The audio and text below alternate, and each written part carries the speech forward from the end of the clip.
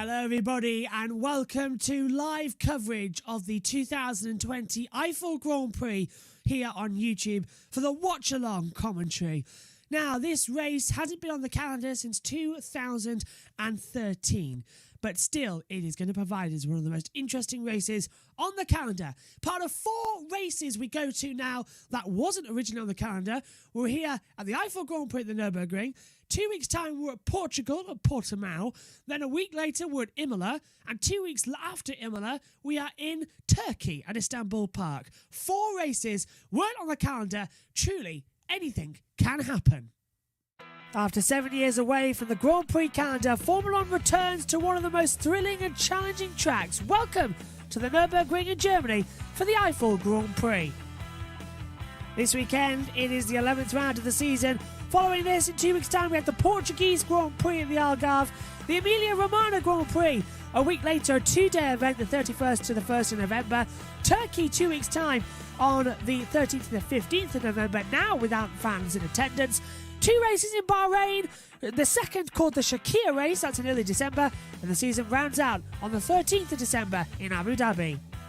Lewis Hamilton leads the championship, 205 points to Valtteri Bottas on 161.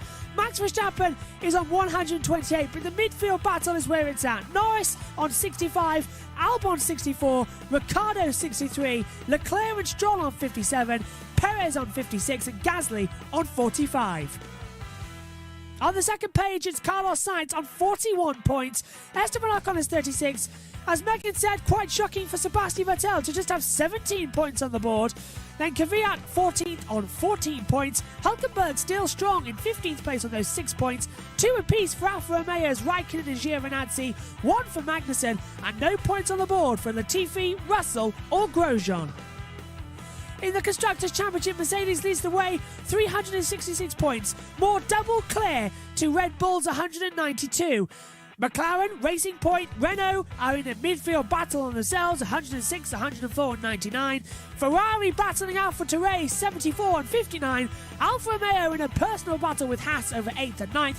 And Williams still yet to go off the marks with no points. We're here at the Nurburgring for the 2020 Eifel Grand Prix. We are live on YouTube for the watch-along commentary.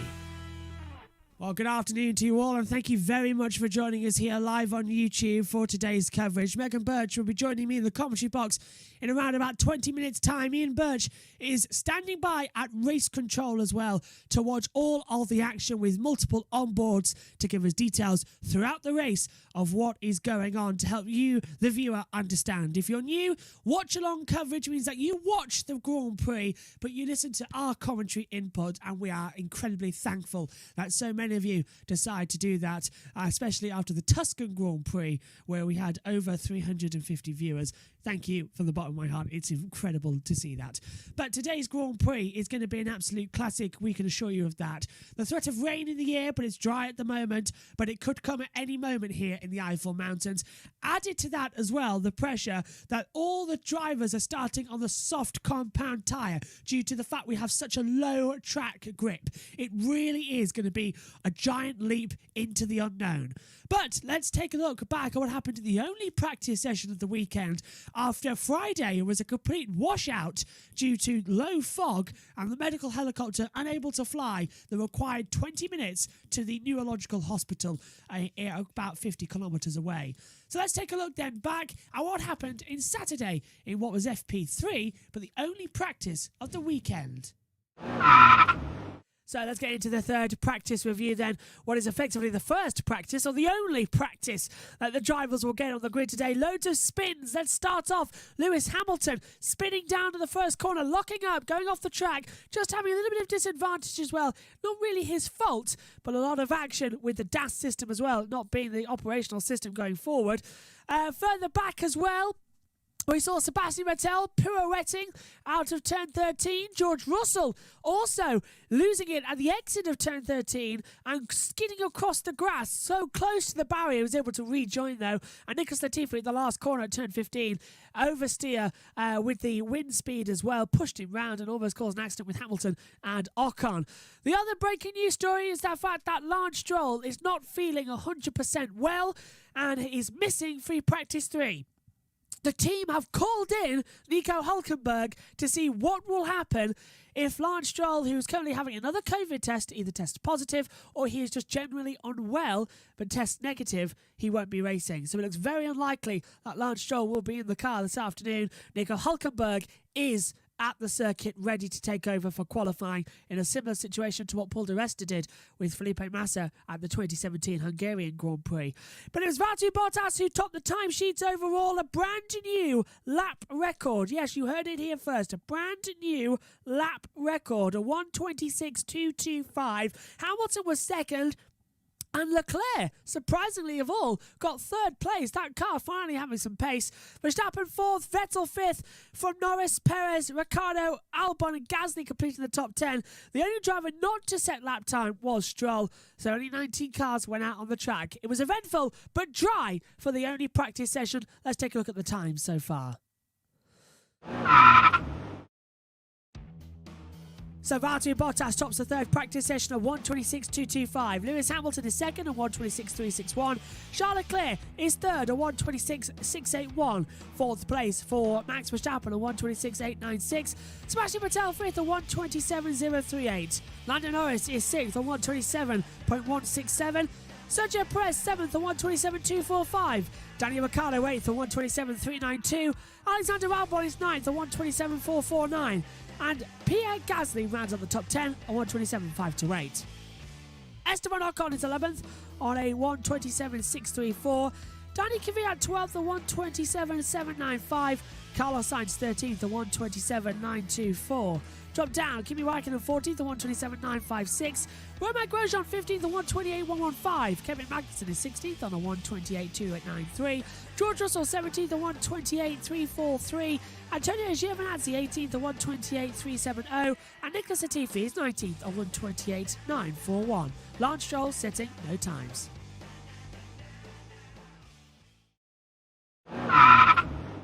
So it was advantage Hamilton and Bottas in the morning for the third practice session. And ironically enough, qualifying was also dry, but delivered us with some breaking news. Was the fact that during the third practice session, it was announced that Lance Stroll was unable to drive for Racing Point this weekend after developing flu-like symptoms over the course of the weekend. We understand it is not COVID-19. He's been tested multiple times, and luckily they've all come back negative. But he's unable to drive at the moment and is currently working to get back for the Portuguese Grand Prix in 2 weeks' time, which meant that, once again, super sub Nico Hulkenberg was called upon to fill in that vacant seat. Hulkenberg was 50 kilometres away from the circuit, having coffee with a friend at a cafe. Quite like the first time he was called up at the 70th anniversary Grand Prix, wasn't it? But a delightful note was that he was already on his way down to the track for qualifying and the race to cover as the commentator on RTL. Now, that is very lucky. Bad news for RTL. Great news for Racing Point. They've managed to steal a driver. We understand that RTL has just pinched Stoffel Van Dorn, so no worries there going forward. But Nico Hulkenberg had a mighty task ahead of him in qualifying in order to get used to the RB20 once again. He has driven it 3 times this year across this session as well, so he should be fairly familiar with it. But everyone's rusty after 7 years away from this track. But let's take a look at what happened in qualifying for the 2020 Eifel Grand Prix and how the starting grid looks for today's race. Right, let's get straight into what happened then in qualifying for the Eifel Grand Prix. And as ever, we will start off with the first part of qualifying, and what a qualifying it was to go into as well. The news that Verstappen went quickest earlier on, but it was Nico Hulkenberg who decided that he could take over from Lance Stroll, who was feeling unwell. Not COVID-related, thankfully, but the symptoms meant that it kept him out of qualifying. So Hulkenberg went in and made a dash for the track when the pit lane exit went green. Racing Point Superb Stub keen to get back up to speed in the car after not being in since Silverstone, of course, for the 70th anniversary Grand Prix, where he qualified third on the grid. With Friday having witnessed no running, Hulkenberg have effectively only missed 1 hour of practice going forward as well for the rest of the cars. So qualifying 1 was very, very dramatic. Everybody, and when I say everybody, I really mean everybody, was severely disadvantaged in the first part of qualifying. Romain Grosjean went out P16. The Frenchman in the lap deleted for track limits at turn 4, and that was also a running theme throughout the race of qualifying. Knocked out there in the first part of the session was Romain Grosjean, George Russell and Nicholas Latifi. They were looking so strong throughout the first part of qualifying, but ultimately they couldn't make it throughout the rest. Kimi Raikkonen and according to this, Nicholas Latifi once again as well. But Antonio Giovinazzi scored his first Q2 appearance of the year. Both Ferraris continued as well, but it was a disappointing run out here at the end of qualifying 1. Moving on then to qualifying 2, Vettel drops out in front of his home fans. Fans allowed at this Grand Prix, and Sebastian Vettel unfortunately being dropped out of the running order. He fell right down out of the running. He fell right down into 11th place as well. It was going to be either him or Charles Leclerc, eliminated both in the drop zone throughout the race. The experiment though was called off in the final run of Q2, the experiment being that most of the teams decided to go with the medium compound tyre, but that had to be abandoned. It was just too cold and proved too much as a disadvantage to start the race on the cold tyres. Everyone starting the race on the soft tyres later on. Despite Ferrari's promising Q1, it wasn't good enough. 5th place for Q3 for Charles Leclerc. It got him through in the end, but Sebastian Vettel, his teammate, unfortunately didn't and was eliminated along with Pierre Gasly, Danny Kvyat, Antonio Giovinazzi and Kevin Magnussen, all meeting the maker. Moving on to qualifying 3, Valtteri Bottas, 3rd pole of the season, and Charles Leclerc manages to start P4 on the grid. I think that's an impressive run going forward. The first flying lap to Q3 made for tasty viewing. Verstappen lapping fastest, 600ths quicker than Bottas and 800ths quicker than Hamilton. It really was a surprise to see that running up the order. Verstappen, though, did top Q1, couldn't top going forward for qualifying 3 on the second run. He was out of it as well. Hamilton, the first of the front runners across the line, and a 1:25.525 was quick enough until Valtteri Bottas came over and denied Hamilton pole position for the 97th time in his career. So 1:25.269. 2.5 tenths clear of Hamilton. It's Valtteri Bottas on pole position for the Grand Prix here today. So let's take a look at how they line up on the grid then. Valtteri Bottas on pole position. Alongside him is his teammate Lewis Hamilton. Below that, we see Max Verstappen alongside Charles Leclerc, Alexander Albon and Daniel Ricciardo on the 3rd row. Row 4, Esteban Ocon and Lando Norris. The 5th row, Sergio Perez and Carlos Sainz. Row 6 sees Sebastian Vettel on home soil alongside Pierre Gasly. Danny Kvyat is 13th alongside Antonio Giovinazzi. On the 7th row, the 8th row, Kevin Magnussen and Romain Grosjean, all Haas affair. Drop further down, the 9th row sees George Russell and Nicholas Latifi. And it is Kimi Raikkonen starting 19th, but Nico Hulkenberg, the other German on the grid for his home race, starts in 20th. We're just under 15 minutes away then to the 12 o'clock, well, the 1 o'clock starts off here in the UK as well. Get in touch with us on the YouTube stream below and we'll answer your questions throughout the race as well, at Joshua Burch 99 as well. But we must also plug a very special esports event that I commentate on. It's the Formula One European Esports League. That is every Monday night at 8:30 UK time, 10:30 Turkish time on Twitch on BBB Racing 1. We've had some fantastic Grand Prix over there over the past 5 weeks, and hopefully tomorrow, where we race in Azerbaijan, it's going to be yet another cracker. Rain has affected the previous 2 races, and I urge you to go and watch along with us for that race. I'm providing the commentary with some fantastic esport drivers. That's tomorrow, 8:30 UK time, 10:30 Turkish time on BBB Racing 1. It's going to be an absolute cracker, and you can watch all the races back as well on the YouTube channel with the same name. So then, we are crossing over soon to the commentary position. Megan Burch will be joining us momentarily, but let's take a look at what it takes to race around the Nurburgring. Here's Lap Attack on Assetto Corsa.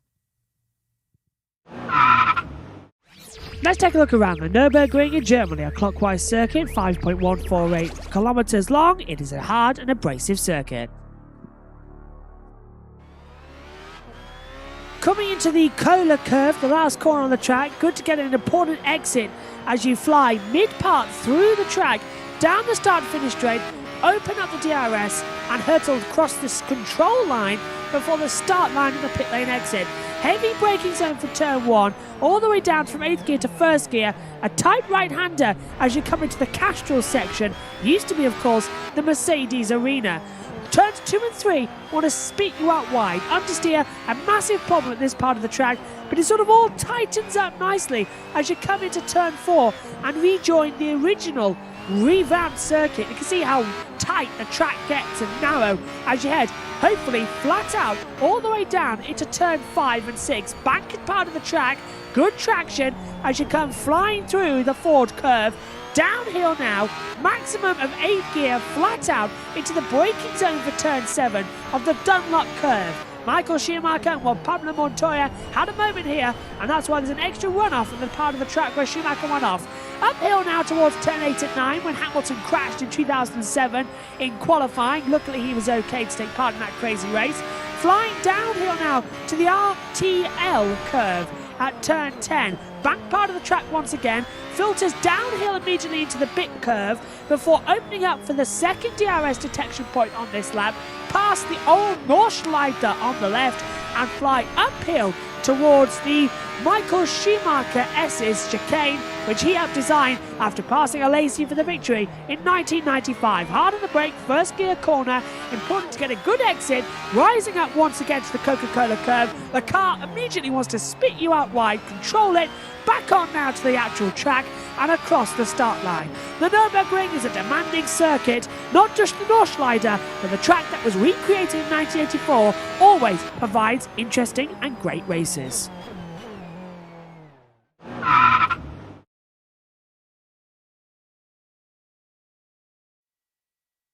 And we're all standing by now, getting ready for the 2020 Eifel Grand Prix here. We're just getting our equipment set up here in the commentary box, and then we'll cross over as well to get ready for the Eifel Grand Prix. Quick reminder for you, if you're just watching, as we've switched over to Combox mode now, Megan Burch will join us in the commentary box. Ian Burch is at race control, waiting to get us going as well. But do get in touch on the YouTube chat below. Use at Joshua Burch 1999 or Joshua Burch 99, actually, thinking about it, on Twitter and Instagram as well. That will have all of our action. And hello to our radio listeners as well, who have just tuned in to the broadcast. Welcome along. We hope you enjoy today as much as we are going to enjoy bringing it to you for this season.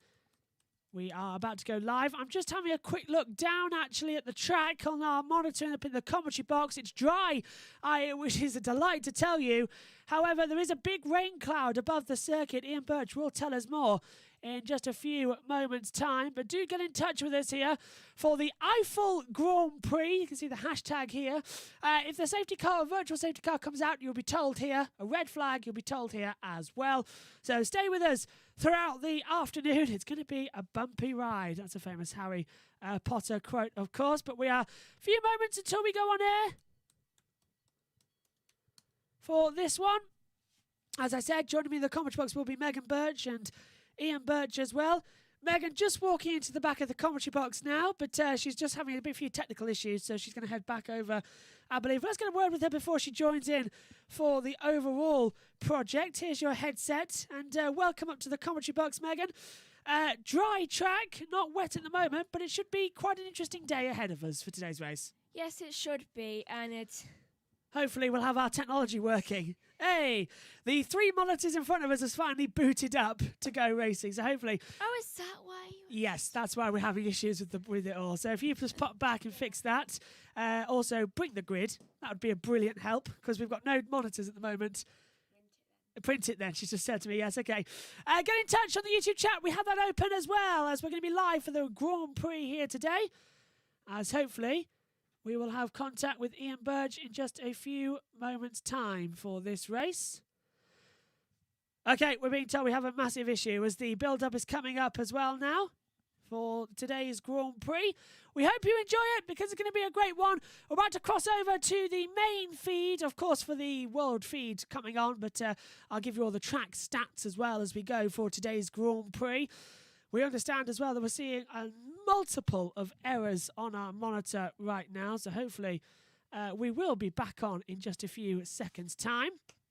But for the Eifel Grand Prix, we are good to go here at Eifel. Fingers crossed. Please do keep your fingers crossed for us here at Eifel. Not the smoothest start, but here we go, folks. Strap yourselves in. We're in the Eifel Mountains in Germany, located right in the heart of this beautiful village, the old Nordschleife in Nurburgring.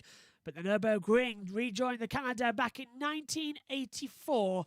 And this is a great place to go for a motor race. It's tight, it's twisty. Even the old Nordschleife has its moments for racing still. It's the longest permanent racetrack in the world, over 25 kilometres. The Grand Prix track is 5.1 kilometres, and the Nordschleife is 18. The Eifel Grand Prix takes its name from the low mountain range in the west of Germany, located to the south of Cologne, which of course is where we had all the problems a few days ago. But we are all set for the 2020 Eifel Grand Prix. We have a complete failure, we understand, of several of our systems. So hopefully you are still seeing us here live on YouTube. Apparently you are, which is excellent news for us here in the UK. Get in touch. We have your tweet deck open. Action zones. Well, turn 1, Hamilton versus Webber was brilliant overtake in 2011. Down at turn 7, Montoya versus Schumacher. Schumacher ending up in the gravel trap that afternoon. And several other major accidents took place, which led to us having the 2011 race being what could be considered a classic here. Tyre compounds, keep your eyes on. The soft, the medium and the hard. The soft is the C4 red. The medium is the C3 yellow. The hard, the white C2 tyre compound. Delighted to say, it looks like we have our, yes, I think we have our connections back up and running. Here's the starting grid then. Valtteri Bottas lines up on pole position. Alongside him on the first row of the grid is Lewis Hamilton. The second row sees Max Verstappen alongside Charles Leclerc. And then on row 3, it is Alexander Albon and Daniel Ricciardo. The fourth row, 7th place and 8th place on the grid. Esteban Ocon alongside Lando Norris. Drop further down as well. To the next 2 pages, we see Sergio Perez and Carlos Sainz rounding out the top 10. We'll talk to you more about Lando Norris in a minute. Sebastian Vettel starts 11th on the grid. Pierre Gasly starts in 13th. Alongside him, we see Danny Kvyat and Antonio Giovinazzi. All Haas, row 8 with Kevin Magnussen and Romain Grosjean. The 9th row of the grid, George Russell and Nicholas Latifi and all Williams. And right in the back, it's Kimi Raikkonen starting 19th. But Nico Hulkenberg starts 20th. I think we must applaud him for the fact he wasn't actually supposed to be racing this weekend. Lando Norris at the moment has a new power unit engine in the back of that McLaren car. However, he does not need to change grid position. No penalty. Today, we see Valtteri Bottas making his 150th Grand Prix start, but for Lewis Hamilton, a victory today would see him equal Michael Schumacher's 91 wins, and for Kimi Raikkonen today, he starts his 323rd Grand Prix, and that is an all-time record for Grand Prix racing here in 2020, beating Rubens Barrichello's 322. We're almost set to go then here for the Eifel Grand Prix. As you see, Kimi Raikkonen, the 2007 world champion, sets a new record for the number of F1 starts, 323. In terms of other news, well, 40 Formula 1 races has been held at the Nurburgring, making it the circuit to hold the 5th most in the World Championship history. From those 40 races, 27 different race winners have come from those events. Today looks to be absolutely spectacular. We cannot wait for all of the action on the track. The 2 Renaults lining up Daniel Ricciardo, head of Esteban Ocon, were almost set to go racing for them. Unfortunately, and I think F1.com have realised that the live timing started. Because it's 10 past 2 in Eifel, it's 10 past 1 here in the UK, and the race is go. The formation lap is underway. They'll head round this Nurburgring 5.148 kilometre track, and at the end of it they will try and host a race start. Let's hope we get a better situation than what we had previously here in Eifel. But hopefully you're seeing us here in the box as well, as we'll just have a few moments time.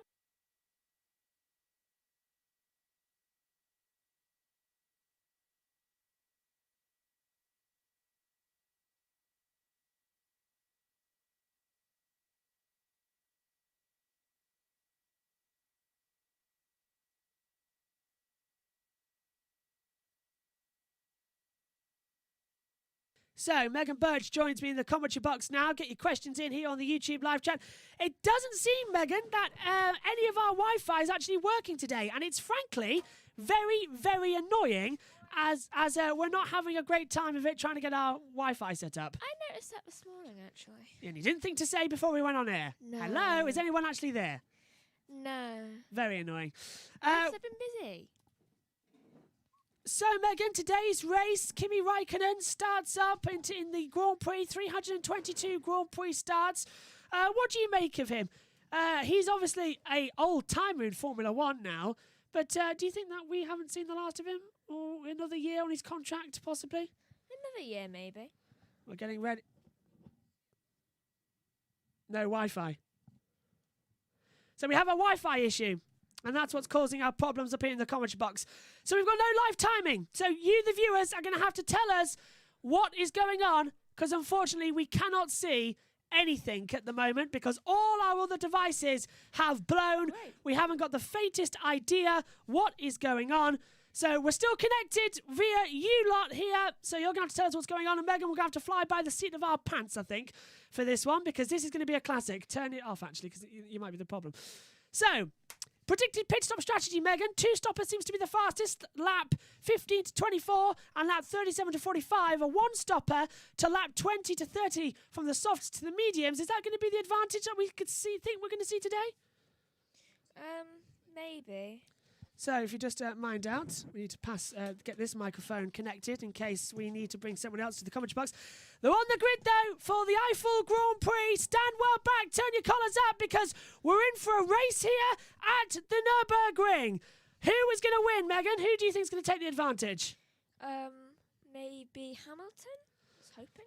Well, yeah, here's hoping for Lewis Hamilton to have the overall race advantage. Tension rises here in Eifel. We look to the 5 red lights here in the Eifel Mountains. Formula 1 returns to action. The lights are coming on. 2 lights, 3, 4, 5 red lights in Eifel.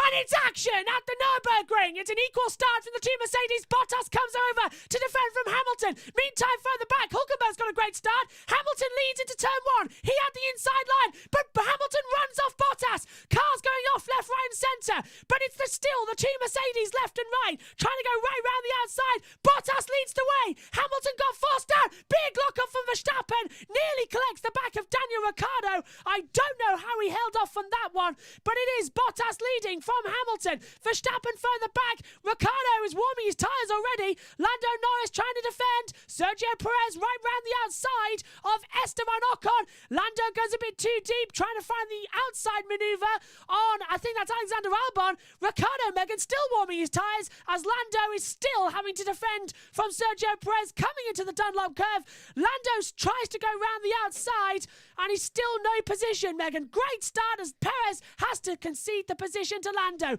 But look at Bottas. He got the bad start, but he got the run on Hamilton in the second phase as Ocon tries to get past Perez. Yeah, that was quite good, though. 60 laps to go. Yep, it's lap 1 of 60, 59 remaining in the race. Bottas leads from Hamilton. Then it's Verstappen. Then we get Leclerc as Ocon tries to look to the inside once again on Sergio Perez, coming into the chicane at 14 and 15. No DRS for the opening 3 laps of this race as they hurtle now down the long start-finish straight. They're going to try and not really have the advantage, but more need the disadvantage of cold tyres, Megan, on a track where you need fresh rubber. And that is going to be affecting, because that's why we saw Daniel Ricciardo having to warm his tyres so much. Biggest winner at the start, Antonio Giovinazzi up 3 places, same as Nico Hulkenberg. Biggest loser, Romain Grosjean down 4. And looking at the order as well, down 2 places, Esteban Ocon down the back of the order. But a great start from Bottas and Hamilton, side by side for 2.5 corners. Yeah. And it's a single file track. It's not really one where we can do a lot of running, but it's looking quite good at the moment, isn't it? Yeah, I'm going to sit down then. Okay, Megan can sit down. Magnussen 13th at the moment. Don't go too far back. I think that'll do. So Bottas leads from Hamilton, Verstappen, Leclerc, Ricciardo, top 5. We have live timing. Fantastic. I can give you the full running order. It's Bottas, Hamilton, Verstappen, Leclerc, Ricciardo, Albon, Norris, Perez, Ocon and Sainz at the moment in the running order. And Megan, the battle just will not stop here at Eifel, will it? It is just constant drama. The cars side by side in low track temperature conditions. Track temperature is at 18 degrees. The air temperature, 9 degrees. It is incredibly cold out here. One of the coldest Grand Prix since the 1970 Canadian Grand Prix. But who do you think is going to have the main advantage after the pit stops? Who do you think is going to pit first of all? I get a feeling Renault will. Renault coming in early. That could happen. Bottas and Hamilton trading fastest laps. Hamilton now with the fastest lap as we've lost our live timing again. The live timing may as well just be a joke here in the commentary box today. Nothing is working from FOM either, to which isn't helping us commentate to you, the viewers, without anything else on us. But we look back at the start, Megan. Take us through it. Look at Hamilton and Bottas side by side. Who do you think got the better start there? I kind of feel like Bottas got a good start. Bottas got the better start initially. He did. As it's completely useless trying anything at the moment with our Wi-Fi devices. They have completely blown. So we're going to have to... Wi-Fi on here, though, not there. It was a big lock-up from... Hamilton's start was the fastest of all. 4.5 seconds from lights out to turn 1 in 4.5 seconds to... but he ran Bottas off, and Bottas said, no, thank you, son, and launches up the inside at turn 3. He was having none of it. But look at Verstappen's lockup. Absolutely abysmal to get through there at turn number 1. Yeah. Verstappen locked up and had the worst start here at the moment, as Albon started 5th, was 6th, locked up. That could have been dangerous. And just clipped the back of Daniel Ricciardo. So he did touch Ricciardo. And luckily not to break his front wing. Raikkonen at the moment still is 19th. Now, he locked up and he even went for a spin off the track at turn 4. Oh, that was so close to going in the wall. Didn't spot that, did we, in the original broadcast as well? Thought you looked at the back. Vettel, 11. Oh, Vettel jumped the start! Now, he launched his sequence when the 5 lights were still on, stopped, and started again. He did exactly what he did in Japan last year. And Megan, at that time, Ian Burch was in the commentary with us. You weren't, but at the time, Vettel didn't get a penalty for that. Do you think he'll get a penalty today? Because the stewards are hammering down on that. No, he didn't go past the control line of the white strip, of the yellow strip in front. So we'll keep an eye out to see what's going to happen there. But what lap are we on right now? Lap 4 of 60. Bottas, a 132.211. Well, it's not only the timing monitors that are blowing here in the commentary box. The world feed's also deciding to have a glitch on us today. So your guess is as good as mine. It's been good all weekend. We come to the race and Virgin Media once again blow us with our internet connection. Abysmal. But we'll soldier on and bring you the race just with our sole monitor, the TV pictures, to which luckily these days features a lot more graphics. If we were back in the early 2000s, we wouldn't have the foggiest of what's going on. But Charles Leclerc at the moment, 0.675 seconds, adrift to Daniel Ricciardo. Ricciardo looking for a move on the inside into turn 14 and 15. But it's looking good at the moment, Megan, to see Renault maybe actually having a shot at the podium today. They may have a shot of a podium, though, to be honest, with how things have been going and how they were quite near the end of the grid. Oh, DRS. Yeah, Ricciardo's got DRS. Is he going to use it, though, on the inside on Leclerc? I don't think he is down into turn 1. He couldn't find the fight-back position. But it's going well at the moment here in Eifel, compared to what usually happens. Bottas, 1.567 seconds advantage at the moment to Bottas. Yeah.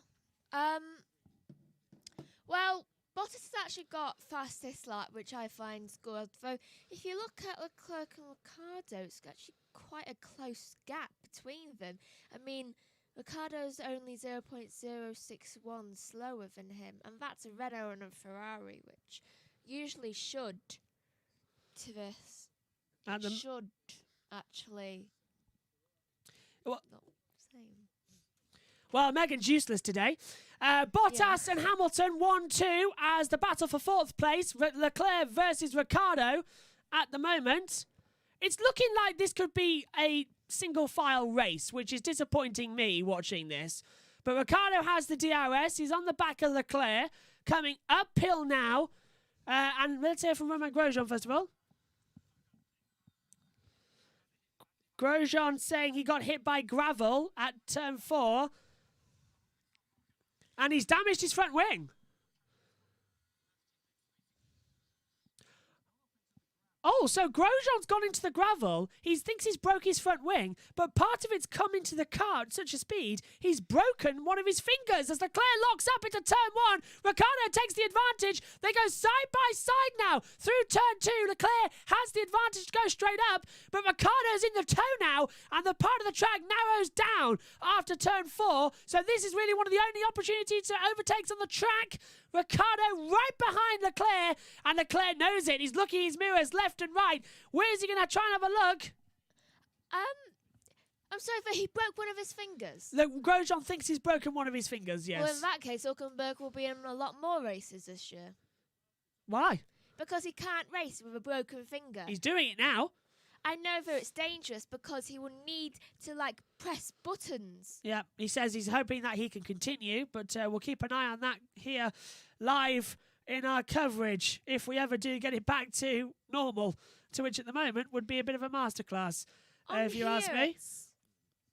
Well, we're seeing what we can do at the moment here, but we are on lap 6 of 60, and we understand that the problem with the Wi-Fi is actually coming from the racetrack. It's not sending us the signals we need, so isn't that just an absolute bleep take of so come on guys, get your act together. Fastest lap to Hamilton now, a 1:31.951. Hamilton getting quicker and quicker, closing the gap to Bottas. Meantime, it's lap 7 of 60, and the battle for 4th rages on again. Here comes Ricciardo, has the DRS once again to Leclerc, looking to the inside at turn 1, can't find the braking spot. He's got Albon just behind him, so Albon's now joining the party. Lando Norris P7 as well, but this could be... Oh, as Gasly's past Magnussen. Gasly's past Magnussen, so that's him up to 13th. Magnussen down to 14th. And Gasly's now past. Gasly's dropped down as Magnussen repasses. So left and right, right and left, all again. Yeah, it's quite difficult to find everything without the timing screen. Without the timing screen, it's getting a bit impossible, isn't it? It's what I do as well. I think we have some form of Wi-Fi back at the moment, which is better news than any. It's weird. I have it on here, though no device, no other device is working. It's only this one, and I don't have anything connected We've to got Wi-Fi. We have timing monitors. Thank you, Farm. Mwah. So let's hear for science. Carlos Sainz has just been told by his race engineer that we could have a very light shower in 5 minutes, and it could be even more rain. So we've had a bad 7 laps. We'll admit that. But if we get a wet race in the Nurburgring, this could be great. Look at the weather forecast. It's coming, and it's coming in droves. Oh, that bit. Yeah, there. and that's blowing into the circuit as well. So wet race? Yes, please, my son. Well, let's just keep going, shall we? Because this could be not just fantastic, this could be unbelievable. for the Grand Prix. Hopefully you're enjoying our watch-along coverage here on YouTube. We're 40 minutes into the broadcasters. Alexander Albon comes into the pit lane and he puts on a brand new set of medium compound tyres and that drops him down the order, Megan. So is he thinking that's a bad decision because if it rains, then he's got to put on the intermediates. If it's 5 minutes away, he'll have to put the inters on. So, yeah, it's not really great, is it? Humidity's rising up and it's getting darker out there. It's getting darker at the Nurburgring. Well, race on, fight on, battle on. The race is on. I don't know how much more I can say. Just to convey my excitement with what's happening here. This is great racing. We're going to get a great motor race at the Nurburgring. And hopefully you're enjoying it as well, as much as we are. So it's lap 8 of 60. Bottas, Hamilton, Verstappen, and I think Max Verstappen's pit crew are getting ready for a pit stop, Megan. It looks like it, yeah. Oh, is this Albon? 2.4 seconds. Oh, it's slow on the front left. Seems like they were actually just like really slow with that. You normally expect them to be faster. It's like they were slowly moving with it. So Hamilton has the fastest lap with a 1:31.622, which is actually not that much further behind from what his previous one was actually. We've got 9 laps to 60. It's like, we've done 9 laps. It's like rain coming in 5 minutes. No, it's like lap 20. No, not lap 20. Lap Ricciardo! 12. Ricciardo gets through on Leclerc, goes right round the outside, and Ricciardo goes through. That was an amazing move from Daniel Ricciardo. He pulled that off perfectly, right round the outside at turn 1, considering downhill. Perfect, Megan. Were you commentating on that? I'm sorry if I just cut across you. No, perfect move. Perfect move. This brings back memories. Let's take a look at it once again. That just happened in front of us on the TV. So Leclerc goes lane to turn 1. Ricciardo sweeps back round the outside. We cut to that very, very late as well. Right round the outside from Ricciardo. A brilliant sweep move. And pull to the inside. Golden, Megan. Golden. So back to what you were saying. I'm sorry I interrupted you. Oh, I was just saying about the time. About the weather? Yeah. How I think it's going to arrive at lap 12. That's basically all it was. The rain does arrive lap 12. That could be a bit more of an interesting situation for us in terms of racing. What? I was right. It could be lap 12. It was 5 minutes away 2.5 minutes ago. So it has the opportunity to. And I can't think why it wouldn't. So it's looking good. It's looking good here. The rain's on its way. You can clearly see it in the background, can't you? Race on at the Nurburgring. Rain on its way. 2007 was a great race in the wet. So Leclerc's dropping back, and Norris and Perez coming to the party. But that air temperature, Megan, dropping. And there's rain on the camera lens as Perez right round the outside of Lando Norris, weaving off the track. I'm surprised the stewards will let this one go. Perez tries to hold back, nearly cuts back. Norris shuts the inside door into turn 3, and luckily keeps off the back. But Norris is having to defend like a champ against Perez. It's not the battle for 5th, it's the battle for 6th that we're watching. Leclerc's gone into the distance a lot better. Yes. The race is on here at the moment. Right. Let's take a look at it once again. So Perez goes round the outside, but Megan, does it go all 4 wheels off? Yes. Yeah. Very clearly all 4 wheels off the track. So look, even they're looking at it again. And that wasn't Norris forcing a driver off the track. That was Perez doing an idiotic move. Lando Norris being told of he's being told of turn 4 track limits, but he's replied to his ace engineer, stop talking when I'm racing. Which I think it would get annoying. Well, the only reason that happened was because he was being forced off by Perez left and right, and Perez was launching up the inside. That was completely the wrong thing to do. Megan, you're right. Lap 12 is going to be the rain, and it's coming down more as into the pit lane now comes Charles Leclerc. This could even be a masterclass overtaking opportunity, or quite foolish if the rain comes down even heavier. We are only 1/6 into the Grand Prix as Leclerc comes down the pit lane now. What tyres, Megan? Mediums or another set of softs? Mediums, probably. You're right. Mediums go on. Brand new silky set of yellow mediums. Ooh, a bit of lock up there. At the exit. Yeah, off goes Vettel! Vettel Is that spun! a puncture? I don't know what happened there because it's turn 1. Look at his front tyre. Oh, it's smoking. I think you're right. Flat spot. It could be a puncture. Sebastian Vettel flew off the track at turn 1 in the opposite direction, and I wonder what happened there. I don't know who he was racing, but Albon's dropped down to 17th. Raikkonen's now coming to the pit lane to put on the medium tyres. 11 laps into this race, it's heating up. Magnussen's dropped behind Kvyat, and Vettel's got a punch. Someone else is off. So Kvyat's off. I think it's the wall. What's happened? Someone's off because the graphic was failing. No, all good. All good. Megan. I don't know why, though every single time I see a car come out of the pits, I always think the tyres make them look like they're slightly levitating. Levitating? Yeah, because they're just so shiny and just so full with air. Shiny and full of air? What are you? I see. Yeah, it makes it seem like it's the different tyre. Pirelli added in that tyre compound, didn't they, so they could keep it through and keep it shiny going forward. But yeah, I can see what you mean. Yeah. Let's take a look at what happened to Sebastian Vettel. Oh, he locked the rears. He's coming under pressure to pass Antonio Giovinazzi. Locked the rears, and the car just went skidding off in the opposite direction. He had the DRS open. He was already turning to the left, but the rears locked and the fronts locked at the same time, and off we went on the track. And it has caused a bit of a tyre denomination on the front left. You're absolutely right, Megan, but he'll have to stop again. He'll have to stop this lap, in fact, and he is. Vettel and Russell into the pit lane now. Well, it's lap 12 and I see no rain. At the moment, yeah, but look at this. The two Haas cars battling. Sorry, this is Magnussen versus Kvyat. Kvyat looking to the inside. Magnussen shuts the door, but there was rain on that camera lens at turn 1, Megan. But no sign of anything else. Leclerc down to 17th. Hard tyres going on for Vettel now. That's Vettel's first stop of the afternoon as well. So Vettel on the alternate strategy, trying to go to the end of the race, or at least until the rain comes. Do you see what I mean? Russell in. He was delayed in the pit stop 2.4 seconds. Yeah, I do see what you mean. It is glide. The new Pirelli tyre compounds. It's, of course, here at the Nurburgring, it's a concrete pit lane exit. So it's going to be more slidey when the rain comes, and it's been damp all weekend long. So the pit lane's still very greasy. It's got no rubber laid down on the concrete at all. So you're right. Absolutely. It's going to be sliding everywhere at the moment then. Magnussen versus Kvyat. The battle for 11th and 12th at the moment is hotting up here at the Nurburgring. It'll be like ice skating.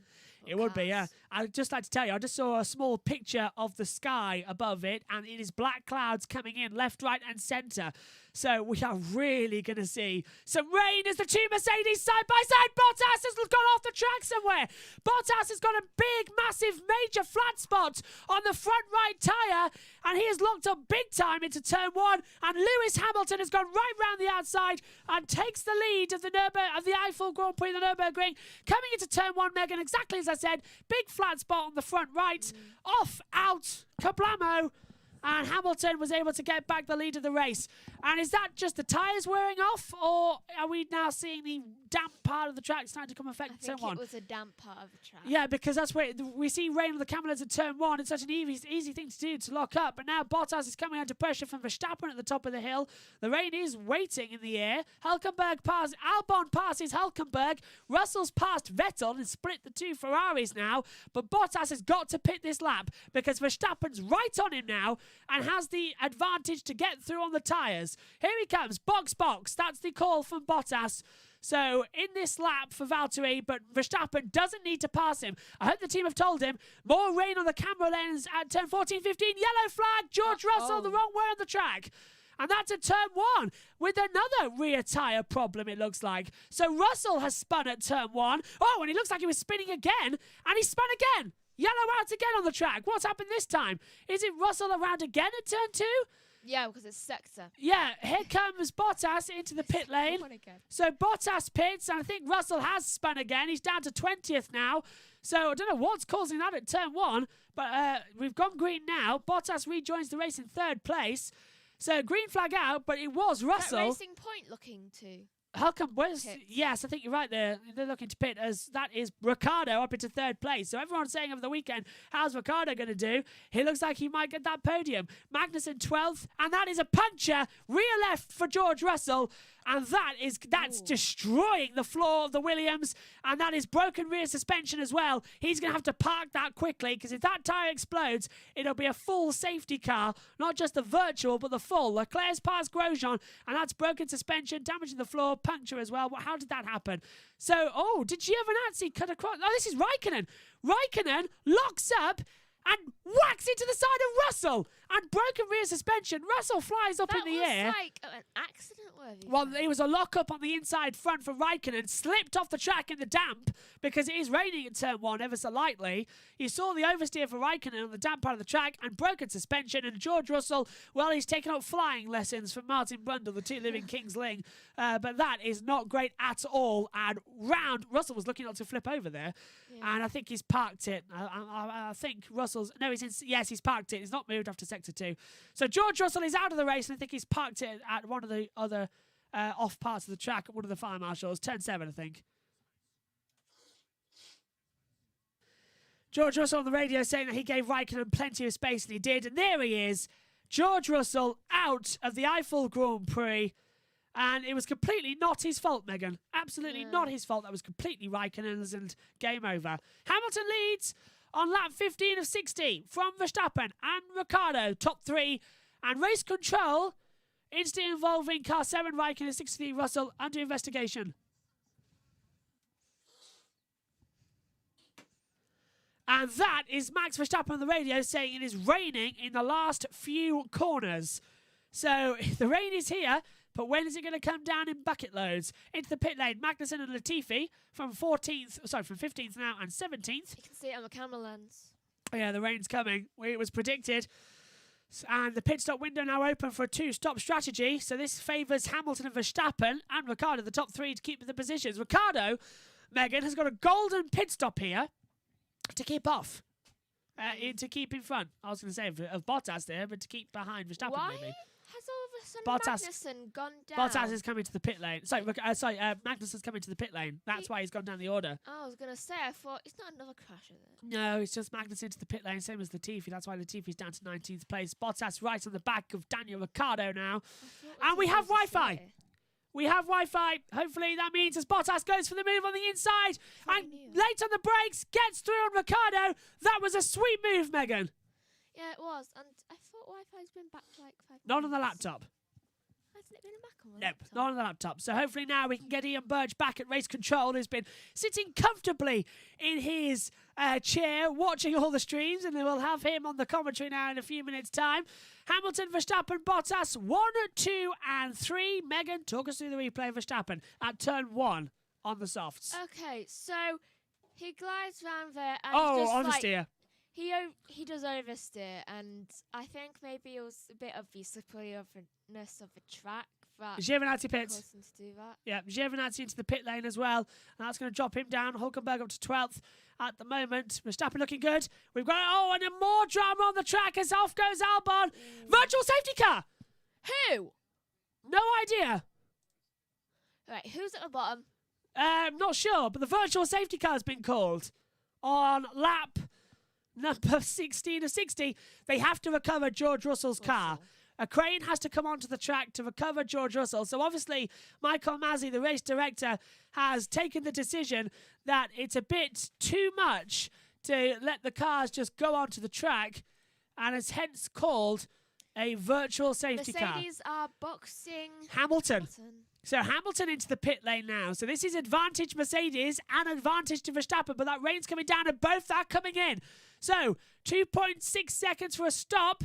Hamilton's going to be delayed here, isn't he? Because he's got to wait, and he's having to wait, look, for Verstappen to drive by in order to get out. So that might just have hindered Hamilton a little bit to the time that he needs to Bottas. Well, let's see. He loses 13 seconds, though, under the virtual safety car. So he's not actually going to lose that much. And the virtual safety car is ending now. So Hamilton and Verstappen, Megan, get a free pit stop. Complete free pit stop there. Yay. The only two to come into the pit lane as the track has gone green. The race is back underway here at Eifel. The virtual safety car has now come in. The race is on. And immediately, a lock-up, and off the track goes Danny Kvyat. He tried to take the opportunity to get past Alexander Albon, and he takes off the front wing! Albon cutting back in front of Kvyat, immediately takes off Kvyat's front wing, and it blows into the middle of the track, into the path of Charles Leclerc. Luckily, he did not collect Leclerc, but that's going to be a full virtual safety car once again, Megan. And Have to be. I can just see them just like, we just brought that thing in. They're going to have to bring out the virtual safety cards, and that is Kvyat out, and that's going to be a slam dunk penalty for Alexander Albon, I'm afraid, because Albon went for the move after. So what happened was Kvyat went off the track. Here we go again. So on board, Albon pulls to the outside. We have gone green now, so it was a great call, but then Kvyat locks up, misses turn 14 chicane. Albon comes back across and then just gradually drives over into the side there of Danny Kvyat. Yeah. So that was Albon. So that was just pure accident. who do you think's at fault there? Because I don't think anyone's at fault. I think it's the fault of the lockup. and Lando Norris easily passes Valtteri Bottas as Bottas is dropping down the order again. What's happened to Bottas? Bottas has got no power. Bottas has got no power, and this is crucial for the Drivers' Championship as Lewis Hamilton will skimper away into the distance. Valtteri Bottas has been passed by Lando Norris and by Sergio Perez for third and fourth, and now we've got the opportunity where Perez could be on the podium, but Bottas has got no power here at Eifel. And that yellow's still out in the third sector, Megan. No sign of the virtual safety car yet, but surely they must do so. I think they're debating on what to do, VSC or full safety car. We'll wait here. Full safety car, I think, because it would be dangerous but for the stewards to go and get that piece of Yeah, debris. it's right in the middle of the track, isn't it? Yeah. I don't know how they're going to call this one. We have got either graphic prepared for you, if it's a virtual or full safety car. And Kvyat's down into 18th. He's back into the pit lane now. But Bottas, with no power, is sinking like a stone. Lando Norris now in third place. We have 3 teams in the top 3. But Megan, with Bottas now having if he does retire with no points today, advantage Hamilton for the title completely. As Yeah. Kvyat boxes now for the new front wing. Unless something happens to them. Oh, it's weird seeing a car without a front wing. Yeah, it's Kvyat for a new one. But I'd just like to point out that his old front wing that got taken off is still lying in the middle of the track. At the last corner, and we have no sign of what the stewards are going to do, whether or not it's a safety car virtual. Hamilton, fastest lap. He's now gone past the accident zone, but he set that fast lap under yellow flags. This is Kvyat's lockup, just turning in. But did he turn into Albon? I can't see. Either way, it wouldn't be either. No, Albon turned into Kvyat there, Megan. I don't think it was either of their faults. I think it was a fault of a lockup. It was just a coming together gradually, wasn't it? Yeah. Albon was just going round the corner. Bottas is out. He wasn't prepared. Bottas is in. Valtteri Bottas retires from the Eifel Grand Prix. He's hemorrhaging positions now. He's let Ocon go through as well. And it's boxed to retire. Valtteri Bottas for Mercedes retires at the Eifel Grand Prix. And that looks like a battery issue, Megan, because they're getting the marigolds on. Ooh. So that car's electric. So the battery's fried. They can't touch it. So this is going to be interesting. The red light's on, look, at the top of the car, look. And now it's gone orange. So they can't. So Bottas has got to now climb out of that car, but jump. But he's out. So Valtteri Bottas, the first mechanical mistake for Mercedes this year. And it's cost him. Winner in Russia. It brought him back into the fight with only 6 races left. It's paid back now, hasn't it, with big time. Yeah. Bottas out. Advantage Hamilton and Verstappen for the title. Yellow flag is still out here at the moment in Eifel. We still haven't picked up the debris. We've gone green. They've picked it up now. Green flag, track clear. All good. Oh, they decided to actually pick it up now. Seems like they have, yeah. We're going to try and get Ian Burch back at race control finally after 20 laps of this 60-lap race. But he's always a welcome member of the team. Hulkenberg and Leclerc, 10th. Hulkenberg is 10th, Megan. Can we just get over that for a second? Hulkenberg is in 10th place. I cannot... My brain just doesn't want to work that he's managed to do that. And after the race, Valtteri Bottas, Megan. That's game over, isn't it, really? Yeah. Championship done and dusted. Lewis Hamilton... Well, unless something happens to Lewis, like, for next 2 races. Coronavirus? No. If that happens, it brings Verstappen in. No, and it's like Bottas. either tyre problems Oh, well. or it's like Who maybe knows? the same problem. Who knows at the moment? Like, what happens if this same thing happens to Hamilton this race? Good, what, of power loss? Oh, Yeah. don't say that. That's a great call, but that could happen. Limited running. They're the same team. They have similar engineers. And Leclerc's passed Hulkenberg for 10th. But the battle's still raging. That rain's gone away, hasn't it? The threat of rain's gone, but I do see what you mean. If Hamilton does have that disadvantage. They're on the same team. Yeah, that's their disadvantage. And a one-stop strategy is now open as well for those, so that favours again Hamilton. Actually no, it doesn't because he's on two-stop. But that favours who hasn't pitted yet: Norris, Perez, Ocon, Sainz, Ricciardo, all haven't pitted yet. All now, Megan, battling for a podium. And this will be where Ferrari are going, hello, but they haven't got a good enough car. And this is a replay of how Leclerc got past Hulkenberg, swooped into turn one. Hulkenberg, though, is doing amazingly well in that car, considering he's only had qualifying one. Yeah. He's only had 18 minutes of practice on this track, and he is doing extremely well. Bravo, Nico Hulkenberg. He's just like, oh, you lot train literally every single day. Well, I'm just going to have 18 minutes in practice and just be in 11th and just... And it hasn't stopped yet either, so stopping he'll be even better. He's ahead of Vettel, and he said 18 minutes of practice. I know, this is amazing stuff from Nico Hulkenberg. Proves how much he needs to be on the calendar this year, doesn't he? It proves how good of a driver he is. Completely agree with you. Completely agree with you. Like, if he had the right team, he could be like Hamilton and Verstappen. I agree. Just a second, because Albon is coming up to attack the other AlphaTauri of Pierre Gasly. Whether or not it's going to be a physical attack or an accidental attack, either way, we're going to see what he's going to do against this one. The two who swapped places at Red Bull at the end of Toro Rosso last year. Gasly, a race winner in the AlphaTauri. Alexander Albon, only a podium sitter once in Formula One, and has already caused contact here today. Do you know, when this is all over, I want them to do a thing with all the drivers. It's like, and everyone that took part this year, including Hulkenberg, just like... Time penalty, Albon. Oh, no, Raikkonen, sorry. Time penalty. Kimi Raikkonen, 10 seconds for causing the collision with George Russell. So we saw that coming, didn't we? Go back to you. And I want to see them like playing loads of games. It's like a series of that. Esports. This is why... Yeah, though not thinking games, normal games. This is why Raikkonen has the 10 seconds locked up and made contact with George Russell. It's self-explanatory, really. Into turn one, locked up, hit the side of the rear left of Russell, jumped up in the air, car coming down on four wheels, but broken the suspension and forced him out and caused the virtual safety car to come out. So, Why did he have no problems? Sorry? Oh, there's Derek Warwick, the race steward. Oh, so this is where they are they? Yep, there they are. Albon going for Gasly now at the back half of the track. So this is turn one. Oh, Albon's locked up and he's hit the side of... Oh, how did that avoid? How did Gasly avoid that one? Gasly just decided to go off a chat. Yeah, he took mega avoidance there, didn't he? He was just like, I would just rather go off and face a penalty than get hit. Yeah, mega avoidance on the part of the track there. And, yeah...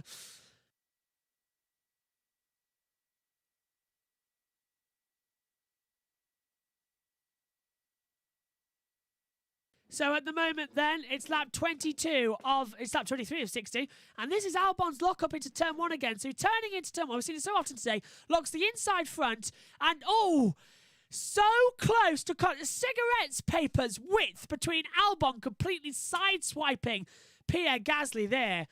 And that was so close. But Albon, they raced me so hard, he's saying on the radio.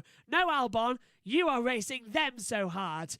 I think you have to be calmed down a little bit. Don't just think it's a do-or-die move left and right of the track, as that's Esteban Ocon coming in, and he's missed the apex. So he's missed the chicane at 14.15. He's coming in.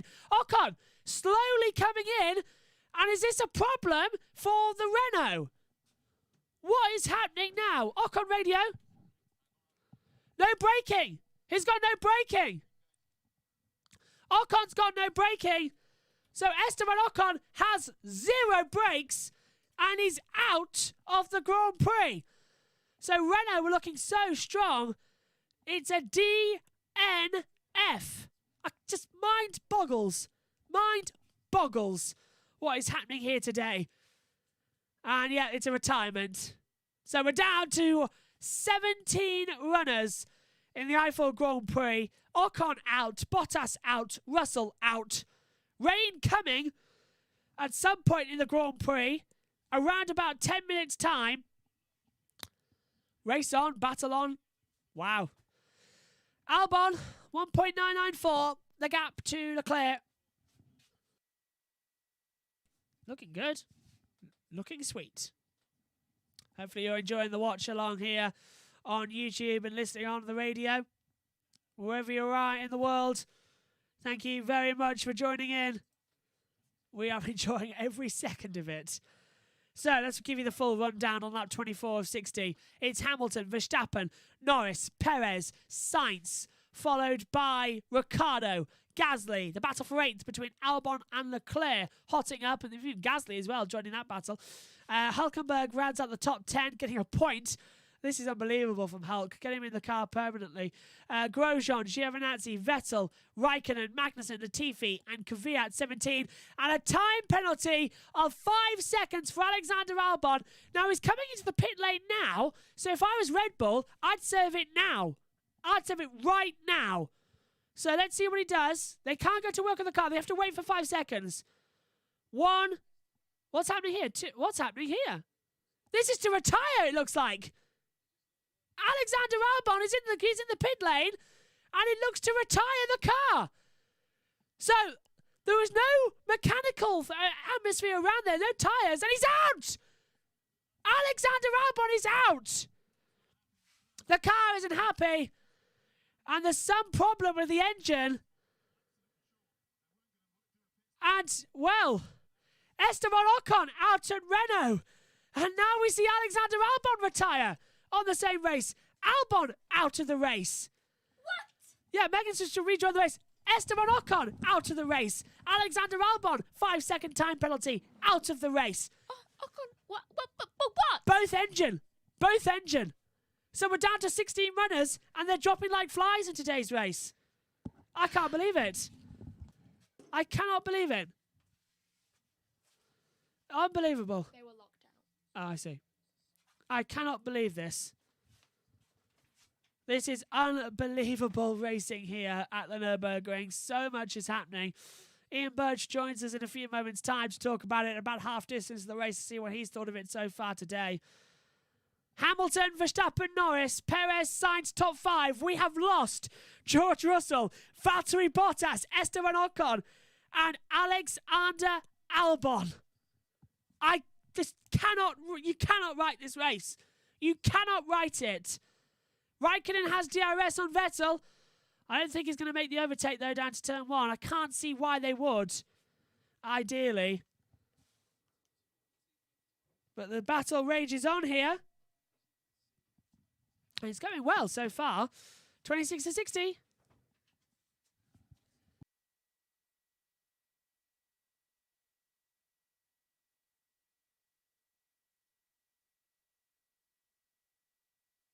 And Vettel holding on to the back of Raikkonen there on the other half of the track.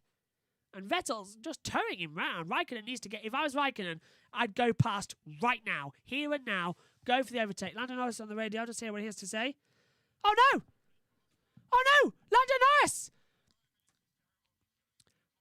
Lando Norris saying that he's got no energy deployment. And he's got a sensor issue in the car. Lando Norris with a brand new power unit in the car today says he's got no battery deployment and no energy and he's losing power. Well, this is like Austria all over again. No car seems to want to finish this Grand Prix. I cannot believe it. Lando's crawling round at the moment. He's got second and 2 seconds to Perez. And Lando's getting frustrated now. You can see it. Default 0-3. He's been told. Lando's confirming it. Not any better, he's saying on the radio. So Lando's changing several switches on the dashboard and Perez is getting ever closer. So we could be losing another one. Down to 15 possibly in this race at the Nurburgring. Well, today, I think you can sum up, has been a day that technology has just not wanted to work. We started off having no live timing from Formula1.com. We started off with them with having no internet connection over Wi-Fi. Hopefully, luckily, we were able to still broadcast to you. We've then lost 3 cars with power unit issues of Bottas, Ocon and Albon. We have Norris, our 4th one with battery issues. You cannot write today. Let's not come back to the Nurburgring. It seems to be gremlins for technology today. Unbelievable. You can't write it. Norris now third, but 1.5 seconds to Perez, and he looks slow. He's visibly slow now, Lando Norris, coming to turn 1. I'm surprised the car can still keep going. It's looking good. So, I'm just having confirmation as well from Megan's device that Valtteri Bottas' car did have the battery failure with the energy deployment as well, and that is why he retired from the race. So, already bad stuff happening here at the Nurburgring.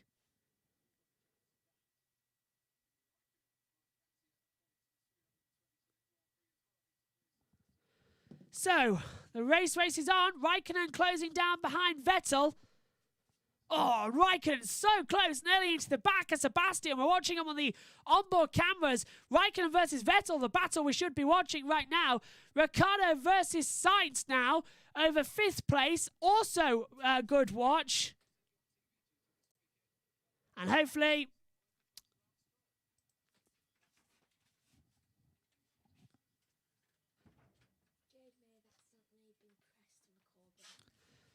So Megan, just take us over here on the controlling device. Lando Norris now has power unit issues as well. He seems to be nearly out of the race. What do you make of all this? Because Lando's now got power unit issues. No, not Lando. Yeah, no, not Lando. Unbelievable. Run us through the running order, please, Megs. First is Hamilton, 2nd Verstappen, 3rd Norris, 4th Perez, 5th Sainz, 6th Gasly, 7th... No, that's the wrong one. 6th Norris. Ricciardo. Multi-H7, position 6. Perez hasn't boxed. Perez hasn't boxed, though. So, hang on. Perez, Lando thinks that Perez just boxed. He didn't. And now he doesn't know what's happening as Leclerc dives up the inside of Pierre Gasly into turn 1. Leclerc gets 7th place. Gasly going to try and go right round the outside. Hasn't paid off this time. But Megan, Lando seems now to have power back.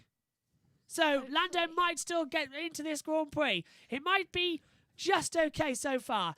Half distance coming up here at the Eifel Grand Prix. And I think, Megan, this is one race to forget. Yeah. Because not only have we had several thousand technology issues, some our own, some from Formula1.com, but half of the cars are having battery issues and connection issues today. This is just not a good day for technology. I've done way too much running as well. Yeah, it reminds me of the old days, as Murray Walker used to say, and I remember the early 2000s where we had 0 graphics on the screen. Yeah, what was that like? Oh, it was annoying. You couldn't tell what was happening wherever you were on the track. You could not tell what was happening. I wouldn't know. No, you came in 2005, a year into the graphics on screen with the lap counter. I was lucky. Oh, race is on. And into the pit lane, Sergio Perez, Megan. Oh, let's hope that he comes out of his pit lane again. Yeah, that's a good point. It's kind of like one of those horror movies. You go into a room and you just don't come back out. This time it's go into a pit lane, you just don't come back out. Don't go back and come back in. And, new tyres and mediums going on. Good stop. Sainz in as well for McLaren. Oh, hang on. This is a different order for the positions. Did Sainz get out ahead? No, he didn't of Perez. He didn't get out ahead. That's a shame. That's a massive shame, actually, at the moment here. And there you go, Megs. Go take that back to race control. Quickly. So Megan's on her way back to race control. And hopefully now we'll have Ian Burch rejoining us. And into the pit lane comes Romain Grosjean now. As this is Kvyat under pressure as well further back. We cut now. Oh, that's Kvyat just being lapped, really. So we've got Perez now flying down on Gasly. So Kvyat, he's pretty much out of it. He's running on his own, actually. That's what the pit lane we were just watching. He's got behind him Lando Norris. Let's hear what he has to say. Oh, no! Lando says it's a big loss of power. Lando says it's a big loss of power, and to position 0, Lando could be out of the race. Lando's out. Lando Norris is out of the race. I don't believe it. It looks like it's going to be Lando out of the Grand Prix of Eifel. Well, misery, and more misery. They're going to change the tyre. I don't see the point, personally. But it was a good pit stop. But actually, Lando's back out on the track. Lando's come back out on the track, which is confusing me and must be confusing everybody else because he was supposed to be retiring. So Leclerc now takes over to 4th place and Norris comes home in 5th place of the Grand Prix. I just don't believe it. I do not believe it. You can't write this race. And I'm delighted to say, halfway in this Grand Prix, Ian Burch finally joins us from race control. Dad, what have you made of the race so far? I'll come to him in just a second because I don't think he can hear me. But Ian Burch joins us from race control finally, which is in our studio, watching along the coverage as well. Can you hear me, first of all? Yes? So, Ian Burch, over to you. What have you made of the race so far today? I hear you. What do you reckon of the race so far today? Oh, he can't hear us. Oh. So that's even better. Can you hear me? They can't hear you. Well, we can hear you, which is annoying. So, oh well, this is going right. This is going right up today, isn't it? This race. Well, forget it. Just forget it. This race, honestly, today it has annoyed me so much, and it's annoying everybody else. As Perez goes for the move on the inside, Lando Norris gets 5th place, has a great overtaking position, and he's trying left and right.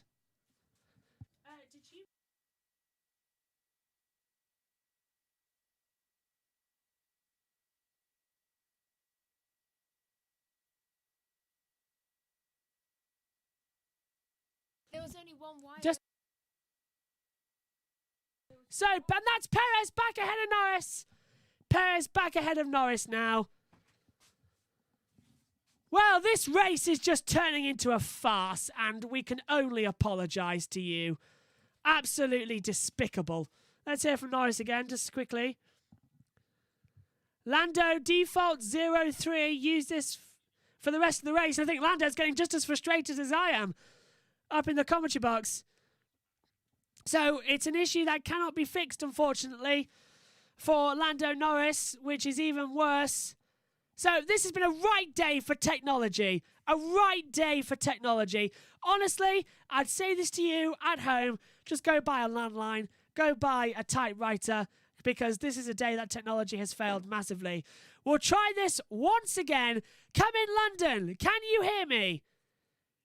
So come in, London. Can you hear me? No. Well, forget it. Absolute disgrace today. Hamilton has the advantage to Verstappen, both on 15-lap-old tyres at the moment. And Ricciardo in 3rd place as well, with Leclerc 4th and Perez 5th. It's lap 32 of 60. We're past half distance in this race. No rain, no drama. Just cars falling out with battery issues. And frankly, I've had enough. Here at the moment. If you want to see anyone get annoyed with the live stream commentary box, just tune in to us, because this is a right farce today, I can tell you. We'll just have to do it on our own, I'm afraid, Megan. You'll have to come here because he's not going to come to the commentary box. So take your headset, just start talking. So Lando Norris has finally managed to fix his issue. We haven't ours, and today's just been a farce. I don't know what's wrong. Everything is plugged in. Just forget is it. Right. Just forget it. Today's been a farce, and I can't be bothered anymore. You watch it'll be the volume button. Yeah, I just cannot be bothered anymore. We're going to Plan C, says Leclerc. So Leclerc, a Plan C for the end of the race. That's a 2-stopper, Meg, so that's advantage him for later on. But Hulkenberg's past Latifi, so Hulkenberg has finally pitted, so he's back into position. But couldn't you just throw away every single piece of technology? And I'm sure half the Formula 1 grid are feeling like that today. Yeah. Today's race should be known as the technology effed up Grand Prix. Because nothing's working. Every device is not working. Even mine wasn't for her. I don't think we're coming back to the Nurburgring ever again. I can say that again. No. It just seems to be a curse. Perez has the DRS on the back of Charles Leclerc, though, coming into turns 13 and 14, having again down the start-finish straight. Whether he has the advantage there, I'm not too sure. But this isn't just a great race, Megan. This is a great battle that we're watching for 4th. Because now that we've had Bottas out of the race early on, it's becoming to the strategy where we are seeing different people fighting for the top 3 positions. And look, Perez is going to go for it. Leclerc defends the inside line. Perez is a bit later there. And Leclerc goes all 4 wheels off the track and be warned of track limits there, Megan, won't he? We saw that a lot in qualifying with Kevin Magnussen. He will be warned of that. I mean, even Norris was warned at the start of the race for exceeding track limits, which he responded with, "Shut up and let me drive." Yeah, shut up and drive, basically, wasn't it? That was the situation that was going on there. But right now, it's Leclerc and Perez, 4th and 5th in the race.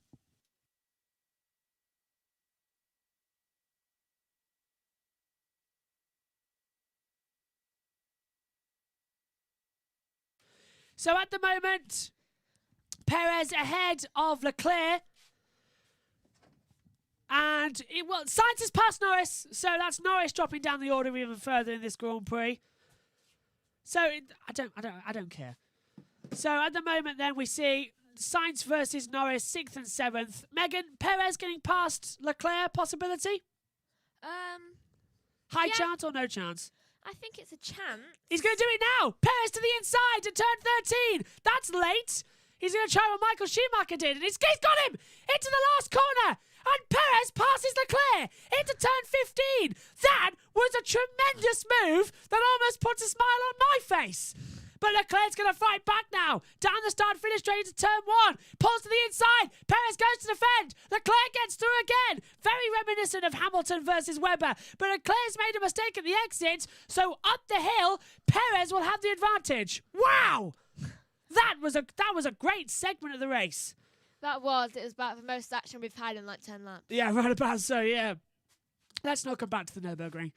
I think, this is a track that we think we can just safely say doesn't work. Forget. It doesn't work with modern Formula One. Let's just not come back here. Not one of my favourites anymore. Latifi's into the pit lane from 15th at the moment as well. Oh, okay. As this is what happened to Sainz getting past Norris at the Dunlop curve. Norris let him through. With all the issues with Lando, he's just let Carlos through to get another podium. Just giving up. And this was Perez, late on the move, isn't he? He was alongside here. Leclerc gave him plenty of room, but Perez decided to do the cutback. It compromised Leclerc's exit. That was brilliant from Perez. But Leclerc got the DRS back. DRS spoiled that. I love how I was out of a commentary box for like 5 minutes and Nothing's the whole happened. grid changed. Yeah, the whole grid has changed. Hamilton, Verstappen, Ricciardo, top 3. A reminder, we'll only mention it once, as Perez launches up the inside again, this time into turn 14. He's alongside Leclerc and does a brilliant move at the hairpin. That was brilliant, as graining on front right for Hamilton. So advantage Verstappen. Verstappen could end up winning this race. Do you know who is bricking it right now? Who? What's Ricciardo's race engineer, right? Oh, I don't know. I can't remember. The one who made it. Oh, Get yeah. a tattoo. Oh, no, that's Daniel Ricciardo, Cyril Abitbol, his team principal. He's bricking it. Third at the moment. Bricking it. Third at the moment with 16 seconds to Perez with half the race still to go. He's the only one voting for him not to actually get a win or a Yeah, because he podium. will have to get a tattoo. Let's not mention that again because not many people like us talking about it that much. Not us, but the Sky F1. Back to Perez's overtake. That was tremendous up the inside at the chicane. Perfectly executed. And that's Perez to 4th and Leclerc down to 5th. So we've got 16 cars left. One of them is Nicholas Latifi, and he could be having some points today if he gets further up the order. Yeah, 'Cause he's more only- people have engine problems. Yeah, and only one safety car could easily change all of this. But I'm looking forward to Kimi Raikkonen, who have got Giovinazzi 8th, Vettel 9th, and Raikkonen 10th, all on for points at the moment, which is more than they've had all year long so far. They'll collect today, so how about that? And this is Raikkonen with a damaged front wing and part of it flying off down the start-finish straight. Oh. Well, that's unusual. Also dangerous. Very dangerous. Very, very dangerous. As that's Lando Norris that's Carlos Sainz coming onto the back of Leclerc now. So Leclerc's been dropped by Perez, and this is why, because Leclerc's coming into the pit lane for his second stop of the afternoon. So Leclerc pits, he's done 24 laps on those mediums. Presumably, with 24 to go, he'll go onto another set of mediums for the two-stopper. So he's proved he can do it. 2 half stints, perfect. And he comes, slightly at an angle. Oh, they're used, Megan. Oh. Well, we know. There's something on one of them. Yeah, but we know that Leclerc prefers a used set of tyres to the normal fresh set. So Leclerc out on used mediums, but we don't know how many laps they've done. Leclerc's out on... Oh. Leclerc's out on, how many laps on mediums? Oh, it says brand new. 0. It says brand new, but I'm not sure. Maybe they've just been scrubbed down. Can you hear us? Oh, hang on, I know why you can't hear us.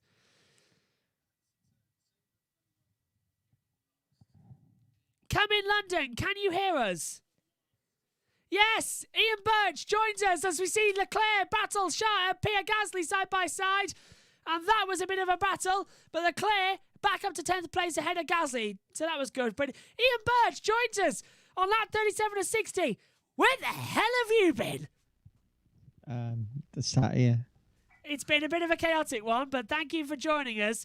I've been trying to deal with heating engineers and also I've been trying to watch the race, and the machine wouldn't connect to you lot, so I've had the Megan engineer in here all the time. It's been chaotic, isn't it? But I'm glad you can join us now. So what have you made of the race so far today? So first of all, Bottas. I feel like Valtteri Bottas because everything's gone wrong for the poor lad. Yeah. Valtteri got up this morning thinking I could win this race. And the gremlins that have affected him over the years came back and said, no, you can't. We're just seeing Giovinazzi coming into the pit lane. Lando Norris running with severe issues. It's dropping him down the order. He was running on for a podium, but it's finally advantage Ricciardo, who was looking for a podium in Mugello before the red flag came out. So this is advantage to Ricciardo. I'm just going to try and find the tattoo ink. Yeah. Have we got any? I don't think we do. Do you know anybody who might need a tattoo yet, Megan? No. I don't think any of us. None of us have a tattoo. No. But we have fountain pen ink. Oh, that'll do. The kids at school used to do it with the pen and fountain pen ink. So you might have to get back to that one and use that at some point this afternoon.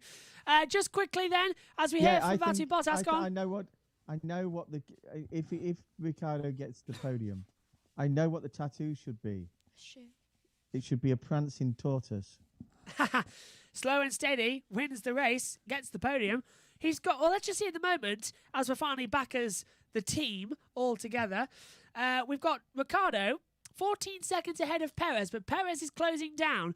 But Bottas, so that's Hamilton, coming to lap Lando Norris, which means Hamilton has lapped nearly the entire field. He's done a Jim Clark. He's lapping the entire field. Unbelievable here today at the Nurburgring. Still only halfway through the race, though. No, 2/3 through the race. Yeah. What have you made of the race? Obviously, we haven't been able to talk to you for 37 laps because we've had numerous gremlins. Hopefully, everything looks to be fixed now. But 2 seconds, we see this is Leclerc fighting up the inside, getting past Kimi Raikkonen. Raikkonen's not going to hold that one. And tries to pull around the outside. Doesn't pay off this time. But, Dad, what have you made of the race at the Nurburgring? We've had a few overtakes, but it's not really a great circuit anymore for Formula One, in my opinion. What's yours? I don't feel that this race, I don't feel any of the cars have been prepared. No. It's a lottery. It's a real lottery. And it's unfortunate. It's because of the losing of the practice 1 and practice 2. Yeah. But there's some drivers that's taking this more than others. I'm impressed with Hulk. Yeah, Hulkenberg. Where is he? 11th. Yeah. 10 o'clock yesterday morning, Hulkenberg was having a coffee in Cologne. He's having an amazing job. With his friend. And then all of a sudden he's racing in a Formula One this weekend. No preparation. Luckily, they do keep the seat and the steering wheel. Yeah, and the in the atmosphere, in the car, yeah. And his overalls. 2 seconds, Dad. We've got Pierre Gasly here going for a move for 9th place on Kimi Raikkonen up the inside at turn 14. A lovely move. Raikkonen can't defend or even go for a counter-attack. Gasly up to 9th place. But yeah, back to you, Dad, with what you were saying.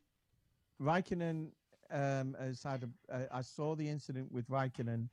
And I saw the Korea incident. The two Ferraris side by side. Leclerc locks up, goes for a move. Vettel has to be forced out wide.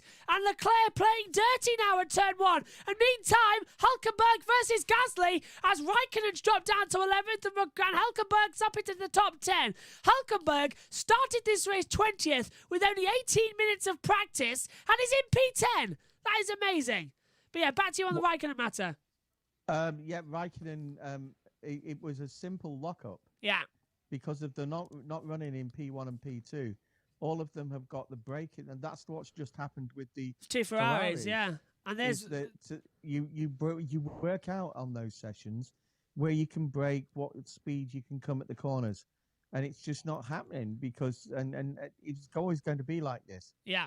And that's what happened with Raikkonen and with the incident with Kvyat and Albon, wasn't it? Absolutely, that's exactly what happened with the accident with Kvyat and Albon. I think Albon has got a 5-second penalty, hasn't he? Yeah, but Albon's out of the race. Albon's out, yeah.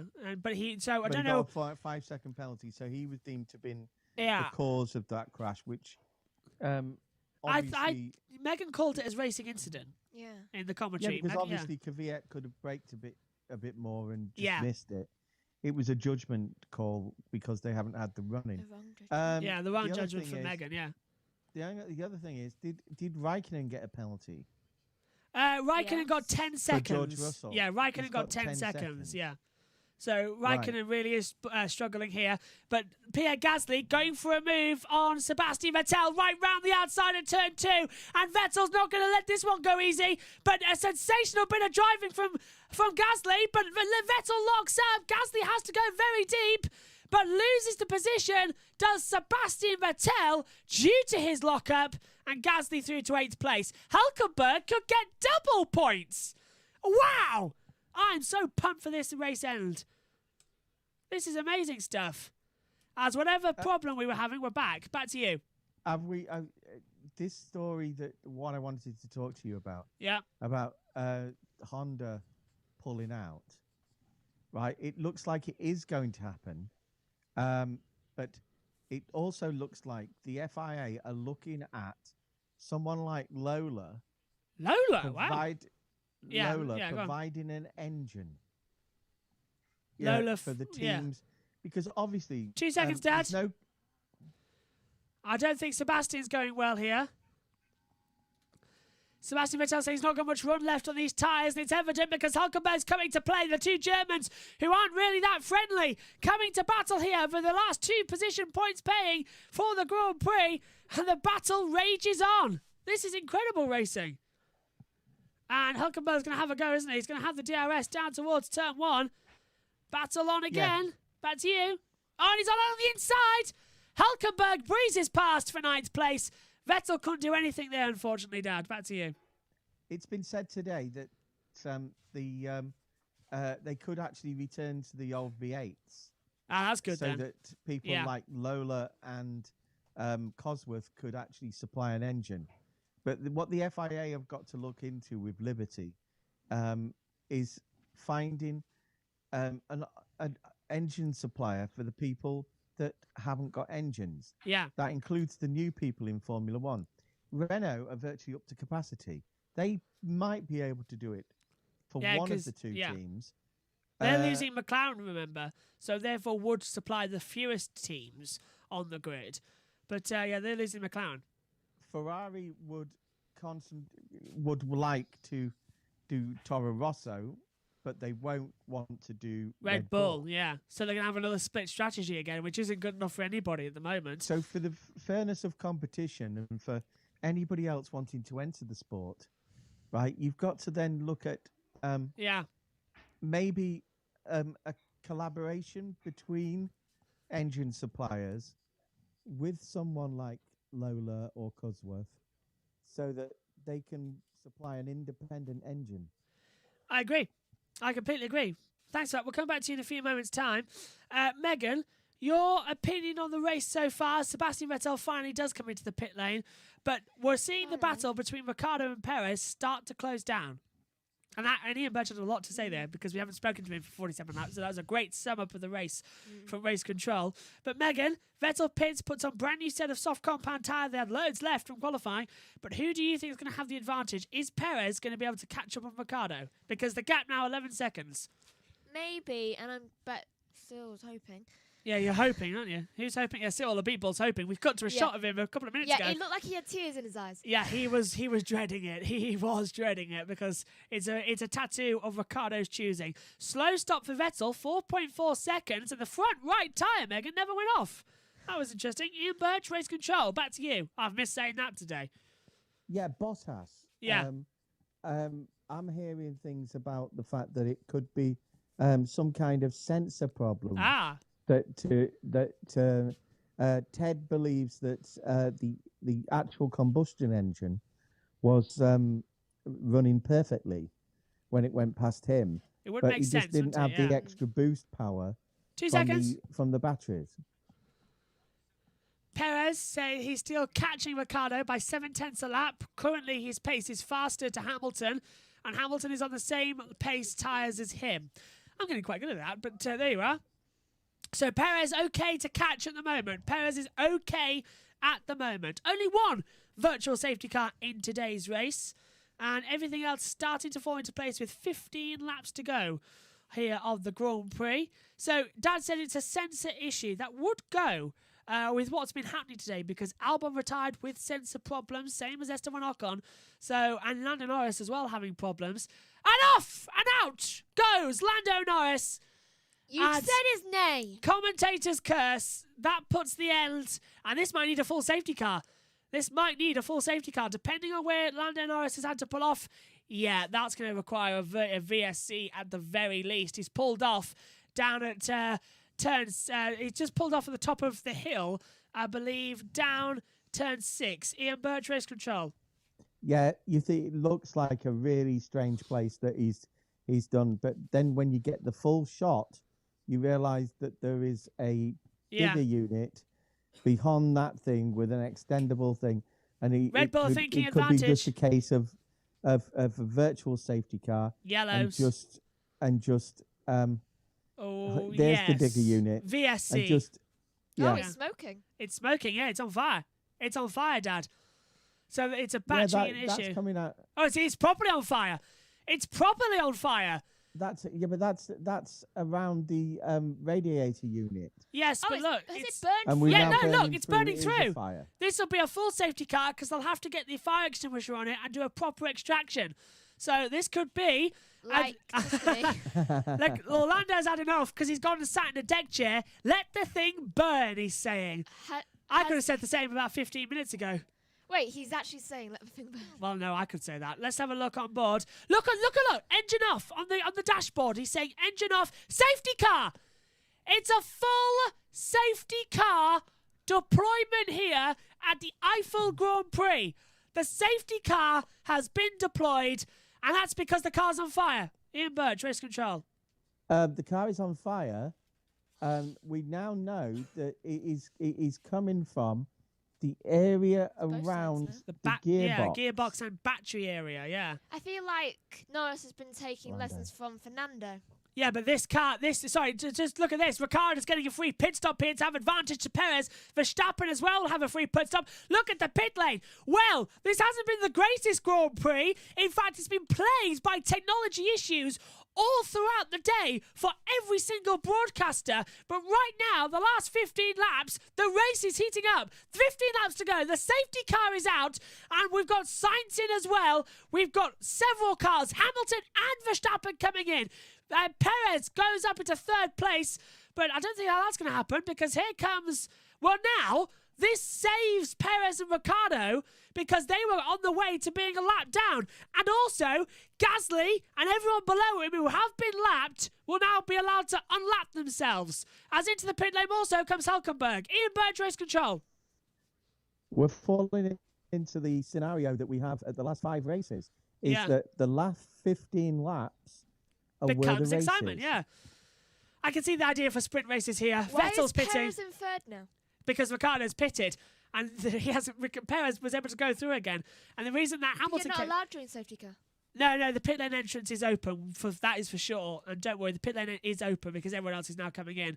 So this is now completely changing the field of the grid. But just coming back to you, Dad, at race control, this safety car now triggers the procedure where all the lapped cars can overtake. So that is everyone from Leclerc below can now overtake and get their lap back. So, and also another reminder, Hamilton and Verstappen was 1 minute and 32 seconds ahead of Perez.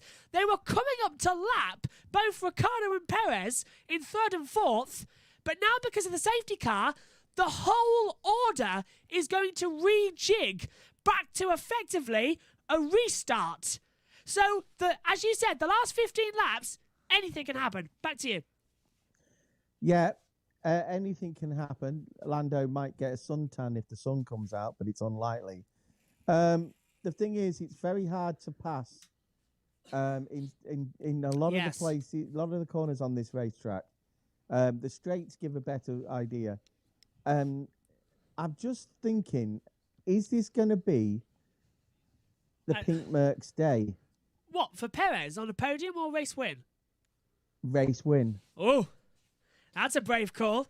Perez has just pitted and put on a brand new set. Yeah. Perez was lapping better than the other three. You're right, he was. He was lapping a lot faster. So if he closed the gap, hang on 2 seconds. He might be able to pick him off. Hamilton's been told to tell the safety car to speed up.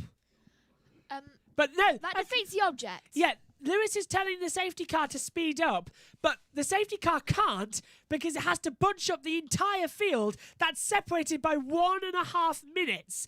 And then as soon as that's happened, they've got to let about 8 or 9 cars left circulating to unlap themselves. Well, Perez is a Ferrari. Yeah, take a seat, guys, because we're going to be here for a long, long time, aren't we? Trying to get this one sorted. The race is on here in Eifel. And we'll have, I think, Megan, about 10 laps shootout. What do you think? They've got to get it all back into order. Now, if I was the race director here of Michael Masi, you're looking at the clock counting down, and you're thinking to yourself, right, what? Back. Yeah, you're thinking here, what we're going to do. Ricciardo is back to third. Perez has pitted. If I was the stewards, hang on, Hamilton's now complaining that the safety car is going too slow and saying it's unsafe at these temperatures because the tyres are just going to lose temperature. Oh, boo-hoo. Okay. Do you want to know my honest opinion? If I was Michael Masi, I would put out the red flag, get everyone back into order, and then restart the race, because otherwise the tyres are going to be freezing cold, and cold brakes, cold tyres, 9 times out of 10, you're going to have a major accident. So maybe in this situation, a red flag, get everyone back in terms of tyre temperature, because there's the third place driver, and he's about 1.5 minutes behind. And Verstappen on the radio confirming what I was just saying that the safety car can't be out for too long because the tyres are getting too cold. So if I was Michael Masi, for the instance of safety, red flag the race, get them all into the pit lane, organise them the way you want them, and then restart the race, because you're going to have them all together anyway. So you may as well do it in a controlled way where the tyres are warm and everyone's safe. And everyone knows where's where. Precisely, yeah, because otherwise this is going to be too unsafe. We've only got 15 cars left in the race, but it doesn't feel like it. It feels like we've got a lot less, doesn't it? Yeah. That's only because they're so spread out on this racetrack. And honestly, I'm looking down. Hamilton is 1.5 minutes, 2 minutes, 2.5 ahead of there. Hello, Ribson. Hello, welcome back to the chat. It's been a disaster today. Don't go back. Watch from here. Obviously, there's a problem here. Yeah. There's so many cars, lapped cars, that they're going to race round. You're going to have to restart this race, right, before they catch the pack. And that's the unlapped cars. Oh, look, they're now being let through. Yeah. The lapped cars being let through. There's 7 or 8 of them. But right? the problem is they're so out of order. Tires. Yeah. They're going to have warm tyres, so you can't let them reach that pack before you restart the race. Because then it's disadvantage to Hamilton, Verstappen, and Ricciardo, who are trying desperately to warm their tyres, and everyone's going to have hot tyres. Perez and Sainz now finally joined in the battle, but as you say, everyone else is going to have hot, sticky tyres. The top 5 are going to have cold tyres. So I'm now looking to Charles Leclerc. This is what they're actually complaining about on the radio. Yeah. We've had Verstappen, Hamilton, right, on the radio. Ricciardo's done it as well. He's just come over at the ears. Ricciardo's done it as well. So, yeah, they're all complaining. And now the safety car is flashing green lights to allow Lewis Hamilton through. But Hamilton's staying behind the safety car because he's the race leader. So, the safety car lights are green, telling Hamilton and Verstappen to drive through, but they're not. What? It's just like, we're not lapped. The safety car doesn't actually know what's going on. And now their lights have changed back to orange. What is going on? I don't think... Wrong button. Yeah, wrong button. Well, this is a very confusing Grand Prix. We'll run through the order. It's Hamilton, Verstappen, Ricciardo in the top 3, followed by Perez, Sainz, Leclerc, Grosjean, Gasly, Hulkenberg, and Giovinazzi, the top 10. Have you mentioned? Go on. Have you mentioned that this track is so close to one of the other tracks on the calendar? Yes. We haven't, no, yeah. It's so close to... It's closer... The distance between Hockenheim and the Nurburgring, the 2 races in Germany, is 222 kilometres, but the gap between the Nurburgring and the Spa-Francorchamps circuit is, 152? So, no, 30 kilometres. Yeah, so it's really close for that bag. I thought it was 112. 2020 Grand Prix are really interesting, says Ribson in the chat. Well, Ribson, don't go back and look at the start of this race for us, because we didn't have Ian Burch for 40 laps because of technology issues. We had no live timing for the first 15 laps. The drivers have had loads of technology issues as well. It's been absolutely chaotic today for everybody. Back and to I you. had to do a lot of running. And Megan has to run back and forward from the TV compound to the commentary box. Back to you, Ian Burch. Do I still get full pay? No, half pay. You've only done half the race.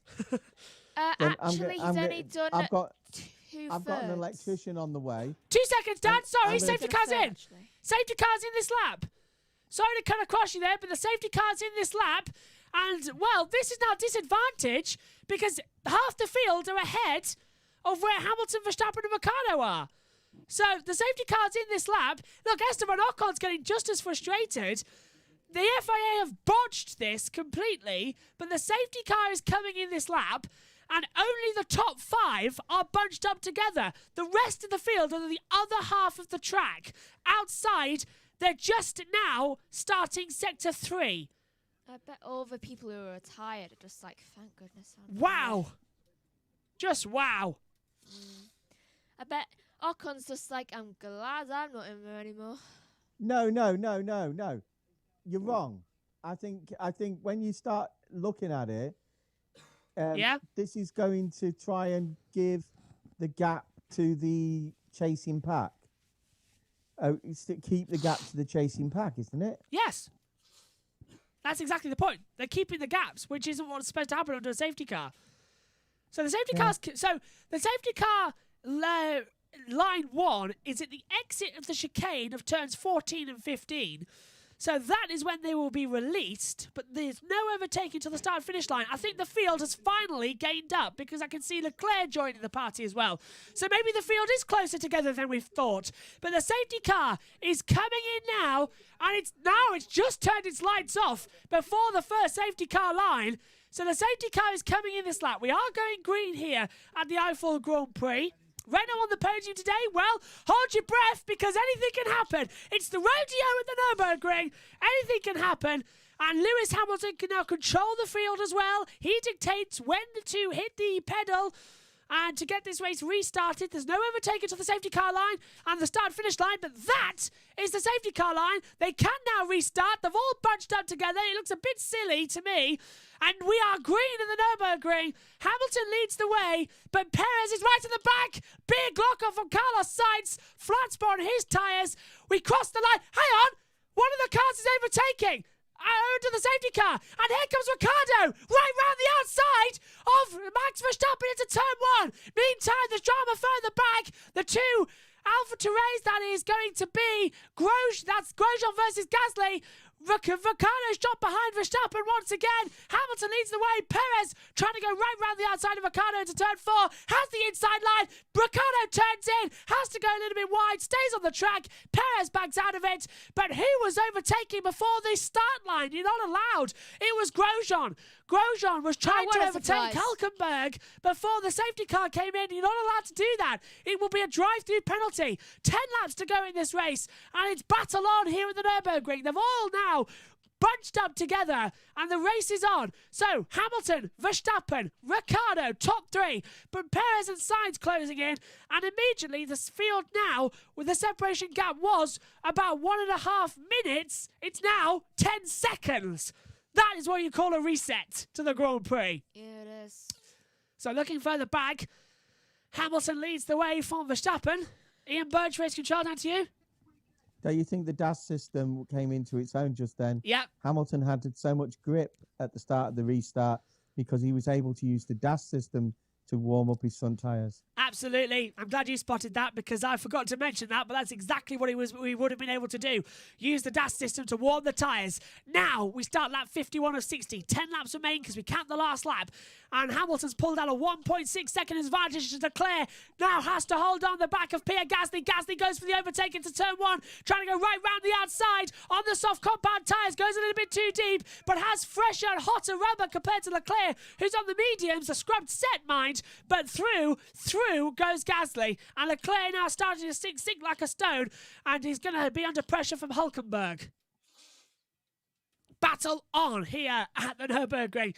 I'll tell you what, it has been a bit of a dull and annoying race. It's been a tricky race for everybody to manage wherever you are. But this is now hotting up here at the end of the Nurburgring. It's hotting up in the last 10 laps.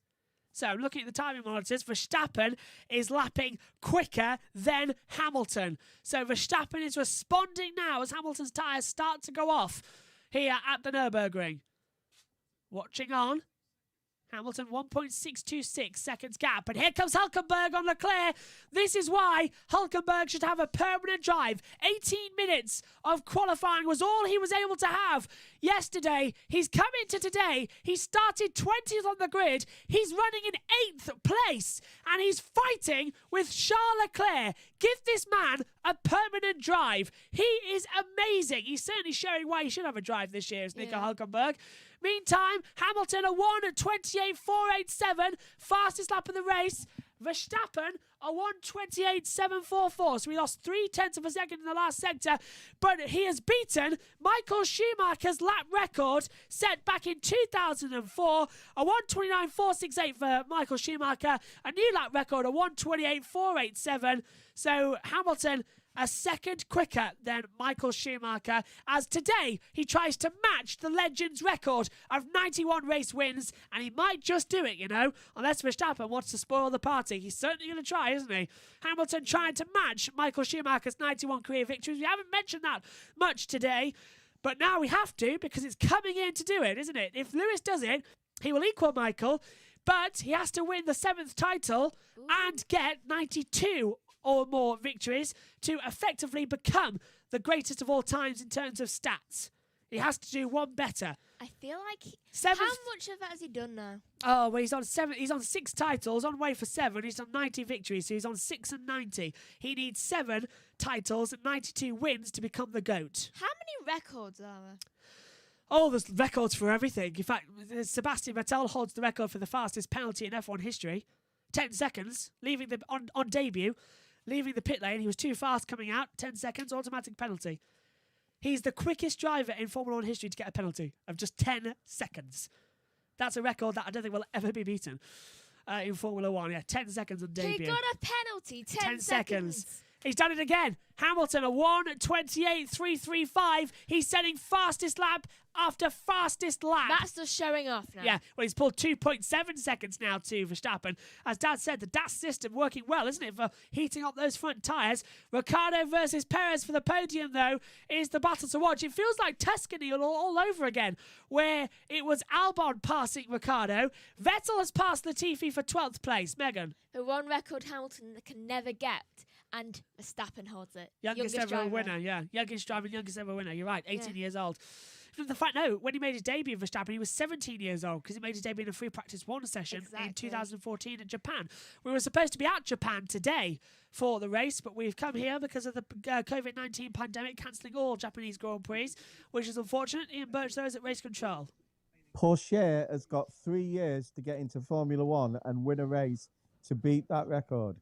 Yeah, but you're not allowed Porsche's, how old? 15, is he? Theo Butcher? But you're not He's allowed about 16. to go Yeah, so he's got 3 years to beat that record. You're not 2 allowed seconds. to Formula 1 to go that young. Yeah, precisely, yeah. But this is how Vettel got round the outside of Latifi. And that was a great move. But even I think that was Raikkonen wanted to come back and have a go at Latifi. Did he? Raikkonen at the inside? No, I'm not too sure. Yes, Raikkonen passed Latifi. So that was the order. Back to you, race control, Ian Burch. Yeah, just as people don't know who Porsche is, he's the young up-and-coming French lad. And his performances this season in the F2 and F3. Which one's he in? F3. F3. Have been the best performances I've seen from a rookie driver in those competitions since the like of Nico and Lewis. I completely agree with you. Theo Porcher is one of the new upcoming Why stars. is she laughing? Because Megan's just read a tweet that's come on from Ribson on the YouTube chat. Megan? Cyril was sweating. I can see it. Yeah. Because he's on way to having to have a tattoo if Ricciardo finishes in third place at the moment. For the first podium coming his way since Monaco 2018 when he won the race. Was his last podium in Formula One. It'll be sweet redemption as he's leaving Red Bull. He's leaving Renault at the end of this year to go off to McLaren. Say he left that. Yeah, he's leaving Renault to go to McLaren at the end of this year with the Mercedes engines. Who's leaving for McLaren? Carlos Sainz to go to Ferrari to replace Vettel. Hang on. Ian Burch, back to you. No politics in Formula One. Yes. Right. Where are you So going with why this one? has that grandstand got a large 8 and our Union track? 8 Britain. Oh, very funny. No, that's not right. I'm fuming. He's joking. I don't understand it. 8. Oh, never mind. He's joking. Oh, off the track! Magnussen missed the chicane at turn 13-14 and has lost a lot of time now to Sebastian Vettel. So Vettel going for 11th place down the start finish straight into turn 1. He'll have the DRS if there was a move going on. Magnussen should really let the position go, but he forces Vettel to go the hard way, but takes the position on the inside in turn 1, goes a bit too wide. Magnussen cuts back right round the outside, is going to hold it through turn 2, and they get off the track. They bang wheels, and Magnussen forced off the track. And Magnussen, a hard, aggressive driver, dives on the inside of turn 4 and forces Vettel off the track now. But Vettel stays ahead.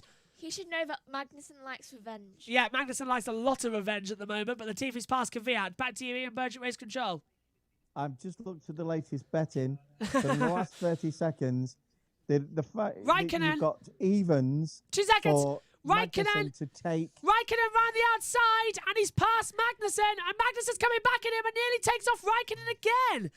So Magnussen wants to fight with everybody it's now today. 20-1. 20-1, yeah. Magnussen wants to have everybody. This is unbelievable racing, and Magnussen's now dropped behind I love it when down to Magnussen's 13th racing. place. And look at that, Latifi now coming up. 5 laps to go for Lewis Hamilton to match Michael Schumacher's 91 career victories. Ian Burch. I honestly think watching that Yeah. the red mist came over Kevin after being forced off by Vettel. Yeah. He deliberately tried to drive Vettel off the road. Don't He you didn't. think? Yeah, but this is how it all started. Look, Magnussen didn't even attempt to take the chicane at 13 and 14. He went onto the endurance layout, and then Vettel went right round the outside, and then Magnussen just tried to force him off the track. Look at this, and then there's a little touch here. Magnussen was already there. Now this is turn 4. Oh no, we're going to see turn 2 again. Magnussen held it right round the outside, touch there. Who do you think's at fault with that one? Vettel. And the second one at turn 4 was Magnussen, as Dad said, red mist. Yeah. Latifi and Kvyat are having a battle over 14th and 15th.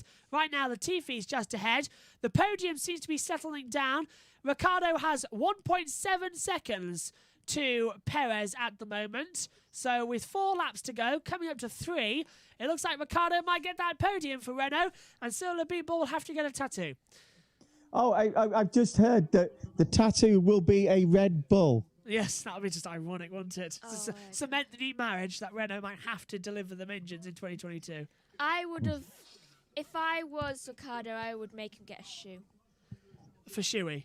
Yeah. A shoey, yeah. Great one, Meg. It probably would be a Shuey, to be fair, wouldn't it? It's Ricciardo. First podium in 2.5 years. Or He the might just do it Australian himself. flag. Or the Australian flag, yeah. Cyril's French, of course. Exactly. I know that's a bit obvious to say, but Cyril Abiteboul is a French driver. You have to remember that one. So, French driver, French team owner. And he was a driver, I suppose. So he could count Yeah, he that. was a driver. Yeah, he was an amateur rally. Anyone could Have do you amateur mentioned rally. that as well? Apart from me. Yeah, well, even you could do it. Back to you, Ian Burch. Yeah, though I crashed. Haven't you Yes. mentioned? Have you mentioned that as well? That 55 miles north is careful. Yeah, no, Careful. haven't Where mentioned that yet. where Michael comes from. Schumacher, that is. Yeah. Well, how many other Michaels are in Formula One? There's been a couple. There's been a few. Gasly P6, that ain't bad at all. From Ribs on the chat, yeah, Gasly P6 Yeah, but is none of those dominant job couples- today. Back to you. None of those couples are a 7-time world champion. Yeah, good So point. when you say Michael, you should know it is Michael, especially think stood in front of Schumacher? that flag, Joshua. German flag for the Eifel Grand Prix here at the moment. We're coming up to the end of the race, though. Megan, moment of the race for you, please. Who's your When driver? Bottas went out. Look at all the people just quickly. He's looking, but you can see the fear on his face. He's just like, please. He's going to be happy his driver gets a podium, but you can see the fear in his face at the moment. He's just like, why couldn't it be knock on? 3 laps to go. I think the driver of the day for me isn't Hamilton, isn't Verstappen, isn't Ricciardo, isn't Perez. I'll tell you who my driver of the day is. Nico Hulkenberg. Yes, I don't think you can argue with that one at all. 18 minutes of practice and yet he's in 8th. Yeah. Hulkenberg, my driver of the day. Ian Burch, Race Control, who's your driver of the day? Surely. Hulkenberg, Yeah. it was before you said it. Yeah, and look, he's even winning on the official. The official driver of the day poll says Hulkenberg at 36% is the driver of the day. Ricciardo at 17. I missed who was below that. Hamilton at 8. Hamilton 8%. Oh, well. Back to I you. would say my least favourite people of the day were the technicians that set up my equipment. That's us. That's Mainly nice. me. That's me as well. I did it as well. Hulkenberg. Yeah. So your own children. Ribson's driver of the day also is Hulkenberg. Completely agree. Anybody else watching, let us know who your driver of the day is as well. We'll have our Sunday race review show later on this evening. Me and Megan will take you through that one as well, just for a little bit. Only a little bit. Won't take that long. It better not. I No, need we permission. we just have to do it in the comment box straight after. Just record it and upload. Done. Wait, now. No, not yet. Back to you, Ian Burch, Race Control. And Obviously my not now. team We're of the commentating day- live. Go on. My team of the day are Mercedes, because the COVID positives in Mercedes include 2, if not 3, of the crew that changed the tyres. Yeah, an amazing. Oh, And they have still done well Yeah. changing these tyres. amazing. New lap record, Schumacher's record goes again. 1:28, 1:45 for Hamilton. He's just showing off now. And he's about to take another one of Michael's record. He's about to match the 7-time champion with 91 career wins. Unbelievable. Unbelievable. Lewis Hamilton could win 7. Wouldn't it be a coincidence if Lewis doesn't win another race this year, but does win the title, which means at the end of this year, they'll be matched at 7 more titles and 91 Grand Prix victories. Oh, I want that to happen now. It might. It Seems could happen. unlikely, but still. He could. No, I'll tell you what, though. If he doesn't win at Portugal, he'll beat Michael at Imola, Ferrari's home track. Back to you, Ian Burch. Isn't it, though, that Michael only got 2 second places in the championship, but Lewis has had 3? Yeah, Lewis has had more second places in the I just championship. realised I'm believe, yeah. wearing the German colours. Yes, you Red. are.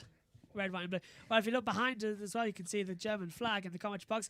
I've gone for a different strategy today. Hold on. Hamilton, Max, and Schumacher in Germany. Ain't that magic from Ribson? Yes. And that was exactly what I was going to say just at the end of the race. I've put it in I'm the order. wearing, they can't see me, Yeah, and they you can't. can see me, Yes. but I am wearing a Volkswagen t-shirt. German car.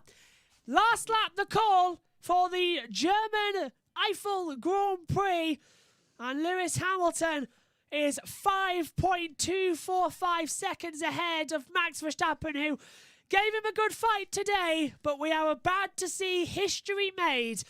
When Michael Schumacher won his very first Grand Prix in 1992 at the Belgium Grand Prix, it was a stroke of luck. Because originally, it should have been the man commentating on this race, Dave, Martin Brundle, who would have won that Grand Prix, because it was his tyres of wets that Michael took in that pit stop. Martin went off the track a lap later. Schumacher saw that, came in, took Martin's tyres for the wets. Michael went on to win that first race. He then won Portugal a year later. Then, of course, he went on to win 91 Grand Prix. The last one was the 2006 Chinese Grand Prix to make it 91 victories in Formula One. Lewis Hamilton started as a carter with his dad. He did it all on his own back with his father. Fantastic determination. He won in Canada in 2007. James Allen said it will be the first of many. But today, history is made. Lewis Hamilton wins at the Nurburgring and matches Michael Schumacher as 91 career victories. He becomes level with the great Michael Schumacher. And that is history beckoning to write Lewis Hamilton's name into the record books. It's Max Verstappen second and takes away the lap record with a 1:28.139. But Daniel Ricciardo gets third place and takes a podium for Renault, which means that Cyril Abiteboul has lost the bet and needs a tattoo. But level on victories in all-time Formula One history, it's Michael Schumacher and Lewis Hamilton, 91 times a Grand Prix winner. Fantastic! That is impressive, and I'll bet next week.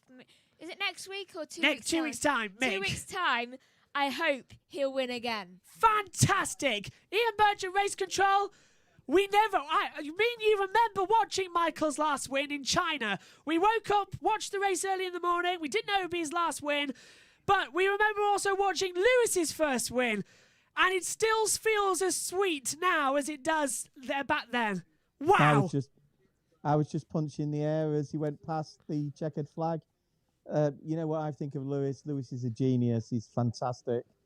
Right. And the problems that all the teams have had this weekend, Mercedes have had more than most, as Valtteri, means, and we've had more than most this weekend.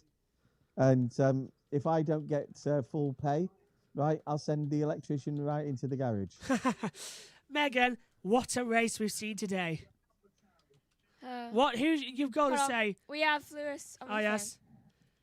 Lewis is on the radio, just being told that Lewis has been told on the radio that Verstappen just picked him. But Lewis on the radio saying that we just got to keep pushing. What a result. He's just dedicating it to the team, really. But that was something from Lewis Hamilton there, wasn't it, today? I'm just preparing a graphic here, but I want to make sure it's absolutely right. I don't think that was the right word. What, sorry? What was I don't think that was the right word. I didn't know what I said. What was I I'll saying? I'll tell you later. All right. Megan, the race here today looking absolutely fantastic for going into the future, but with Valtteri Bottas not scoring today, that means that we are basically seeing Lewis Hamilton possibly becoming the 7-time champion here today. What do you think? Oh, jeez. He hit the bollard and the tyres. And look at his tyres. I think that was close to, puncture worthy. And I think it is brilliant. And I was wondering why the hell, Perez was in the background. Perez is in fourth, not third, don't worry. By Gasly. I was like... Yeah, don't worry. We have still definitely got the victory here. So, yeah.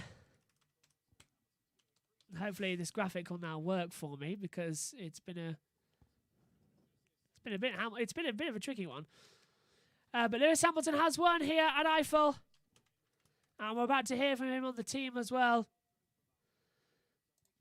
But this has just been a Grand Prix either to forget or to remember, determining on who you are as a motorsport fan. For me, it's the day that he became possibly one of, if not the greatest of all time in Formula One. Lewis Hamilton wins and matches Schumacher at 91 wins, but Daniel Ricciardo also seems to be the second happiest man in Formula One right now to get the podium. He's gone past his Red Bull lot to congratulate him, but now he's celebrating with Renault, and that's Renault's first podium, I think, since their return to Formula One as a manufacturer.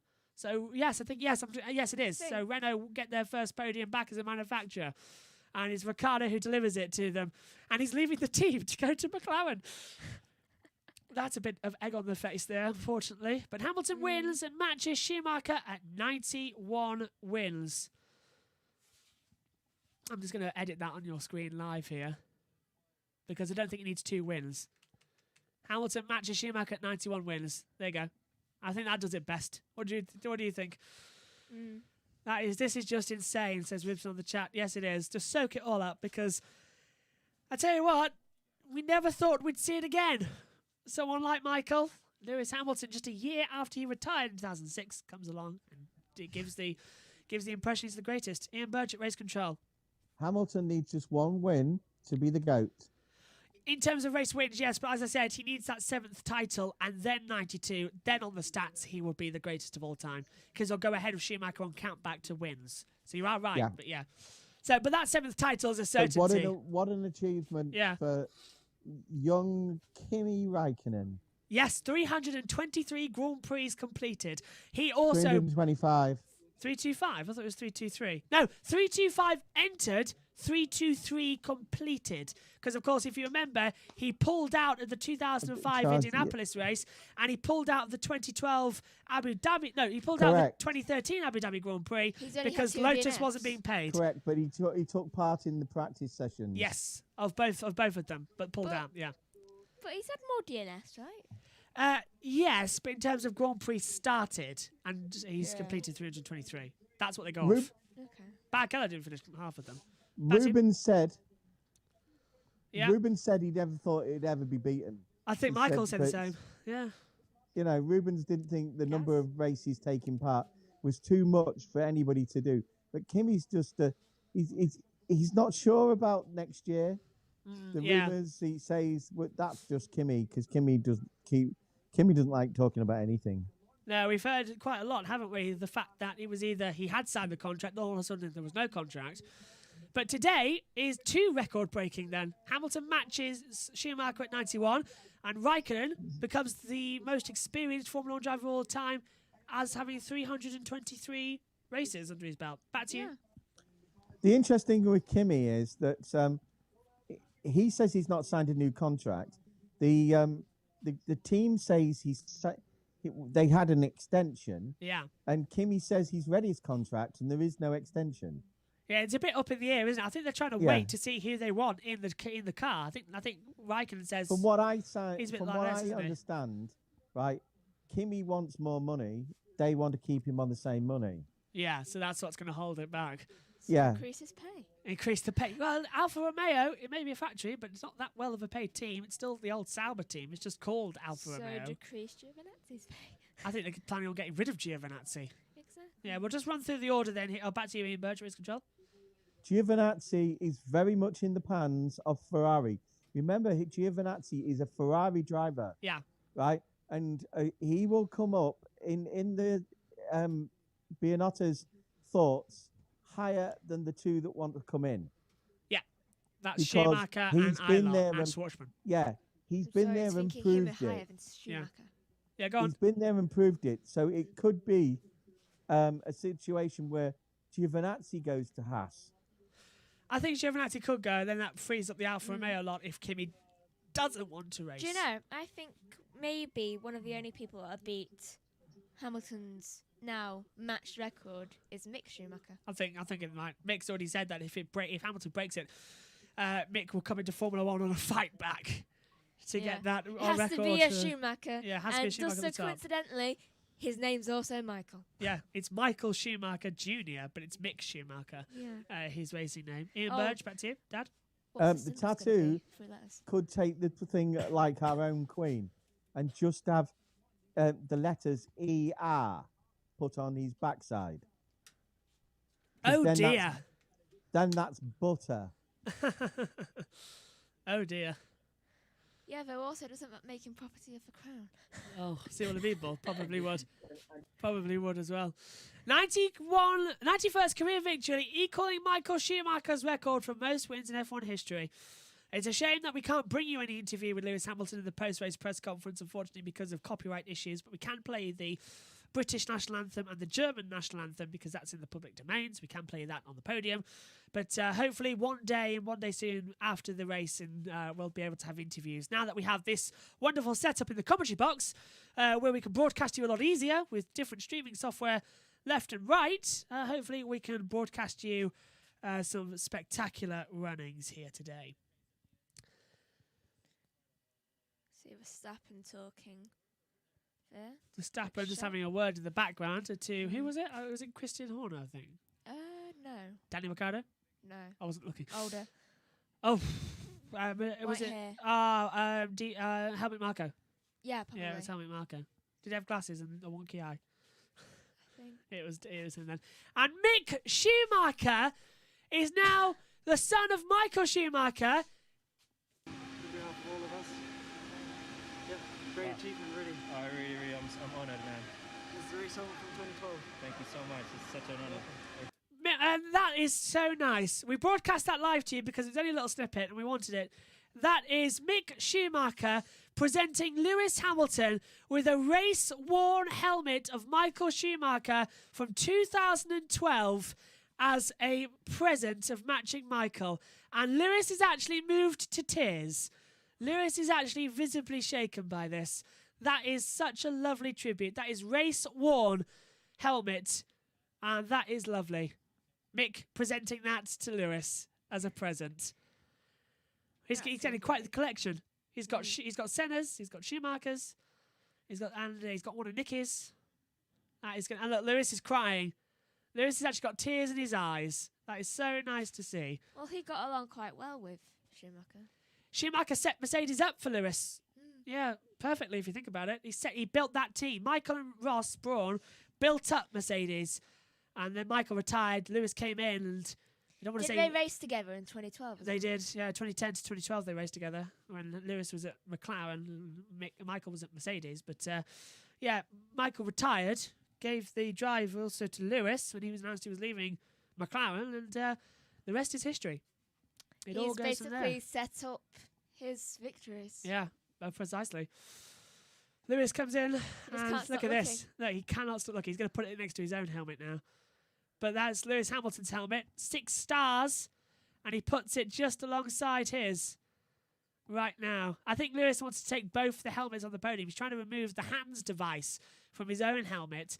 So Lewis Hamilton now leads the title on 230 points, 161 points to Bottas. Megan, 6 races left. Hamilton's got about 129 point gap. The championship's his. Yeah. I don't think. Hang on a minute. Could it be one next time out? I'm not good on my mental math. How many points you need to win? 25 for a victory. 6 races left. I know, though. Plenty left. How many points? That's 25 points for a win. 6 races left. Hang on. Yeah. No, I mean, how many points you need to win the championship? I don't know. That's what I was asking. That's what I was asking you. I'll get my calculator You're out. just confusing me now. So we've got what have we got left? We've got next 2 weeks' time Portugal, Imola, Turkey, and then 2 races in Bahrain. Yeah, so 6 times 25, 150 points on offer. Lewis, if Bottas doesn't score and Lewis wins next time out, Lewis could be the champion. 380. Lewis could be the champion next time out. If he wins every single race this year, it'll be 380. I'm trying to work out exactly how. So hang on. The championship is coming to a close now, isn't it? Yeah. And I think that's it. Lewis is very close. We'll get back to you on that mental math because we're live on air. We can't do it quickly. But 6 races left. That's 150 points on the table. Hamilton has 130 clear, 129 clear. That means if Lewis wins next time out and Bottas doesn't score, correct me if I'm wrong, wouldn't that give the championship to Lewis there and then? Or do you have to do it again? No, we'd have to. No, Imola. He could win the title at Imola. That'd be good. 4 races left to go. Yes, so 5 races to go the season. Yeah, so Hamilton could win the title at Imola at the end of the month. Wow, that's scary. Lewis can not only beat Schumacher in terms of 91 victories at Imola. He could also win the title there and become the GOAT. Wow, that's going to be something. We'll get back to you on that mental math because I want to make sure it's absolutely right. But Ricciardo's celebrating with the team. We're just waiting for the podium. Kimi Raikkonen crosses the line. Where did Raikkonen finish? P12. We'll get to it. We'll give you the full rundown here of the Grand Prix results. Lewis Hamilton wins from Max Verstappen 2nd, Daniel Ricciardo 3rd. Sergio Perez finished in 4th place. Carlos Sainz an impressive 5th. 6th for Pierre Gasly. Charles Leclerc 7th. Nico Hulkenberg 8th. Roman Grosjean 9th, and Antonio Giovinazzi in 10th place, getting that point, that last point. Vettel outside the points, started 11th, finished 11th. Raikkonen 12th, Magnussen 13th, Latifi 14th, and Kvyat 15th. Out of the race, Lando Norris, Alexander Albon, Esteban Ocon, Valtteri Bottas, and George Russell. They were the results from today.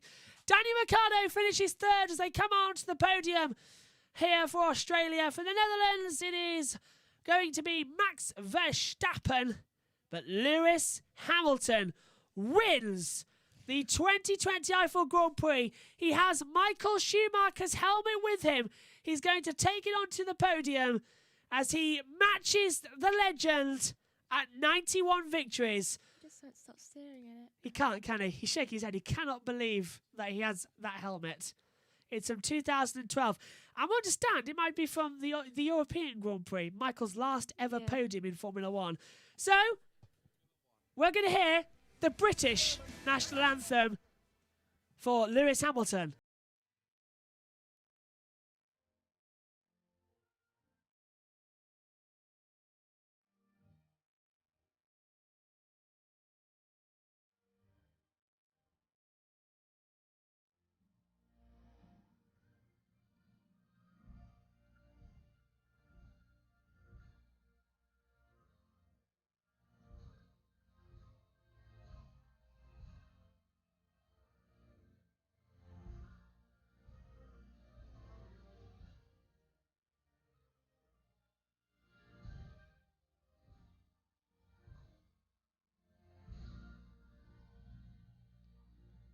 And now the German national anthem for Mercedes.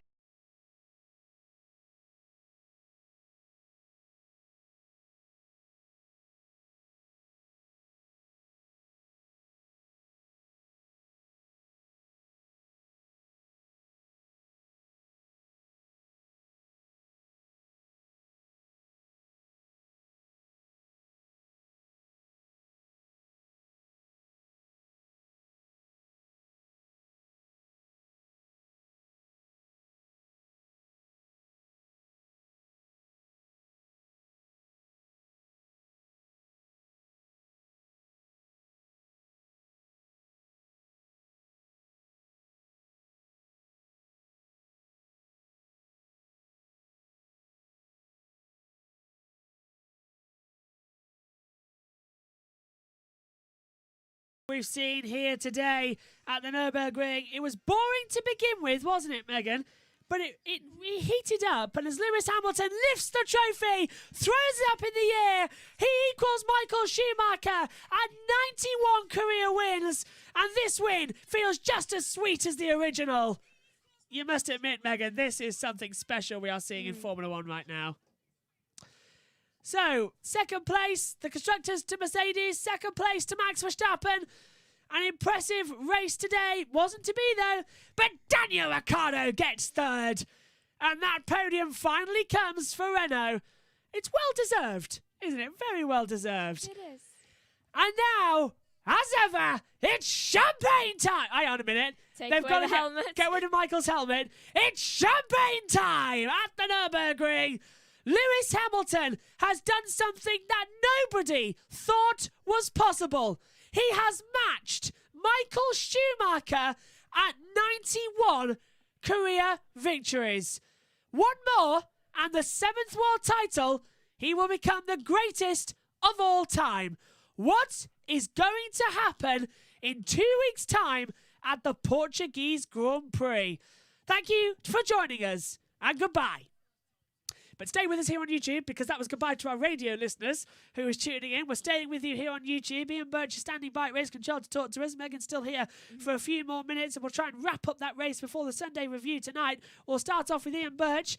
That just gets even sweeter, doesn't it, Dad, as we watch Hamilton enjoy the celebrations on top of the podium. G'day. Yeah, it's brilliant.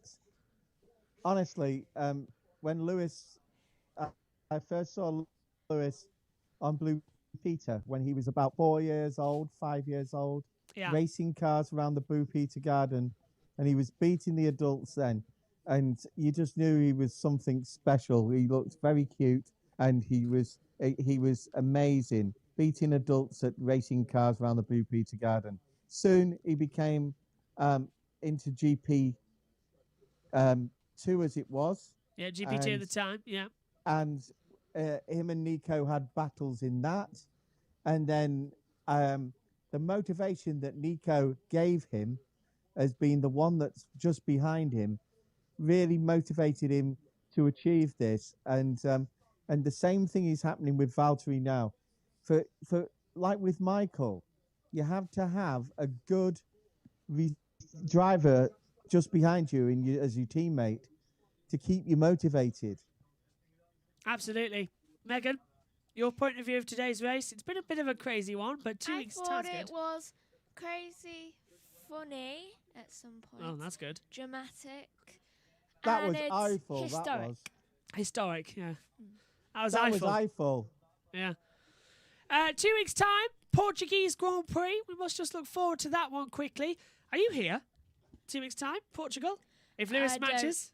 I don't know. Oh, Mayday, Mayday, Mayday. It's raining Where? Here in the UK or back in Eifel? here. Oh, okay. Uh-oh.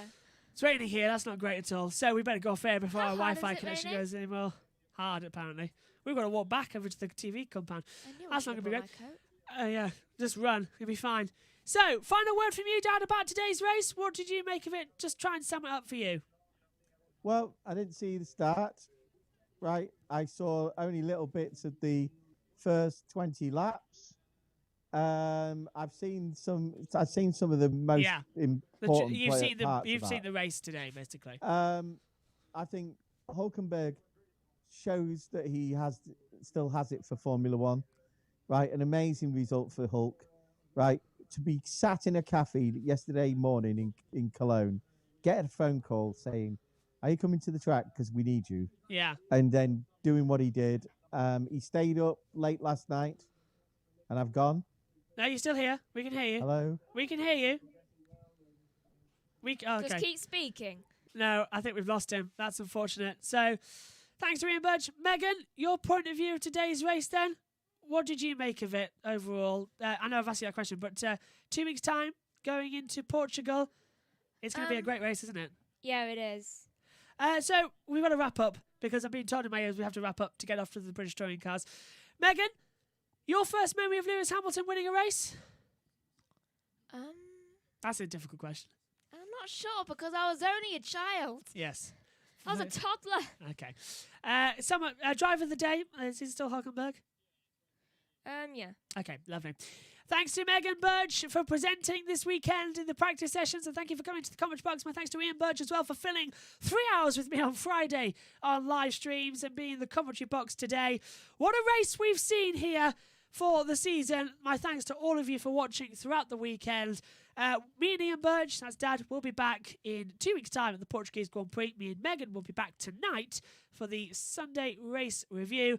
But from us all here, thank you very much for watching. But Megan, Lewis Hamilton, 91 times a Grand Prix winner. That's something special. We'll all remember the day we saw Lewis match Michael. From us all here, though, it's bye for now.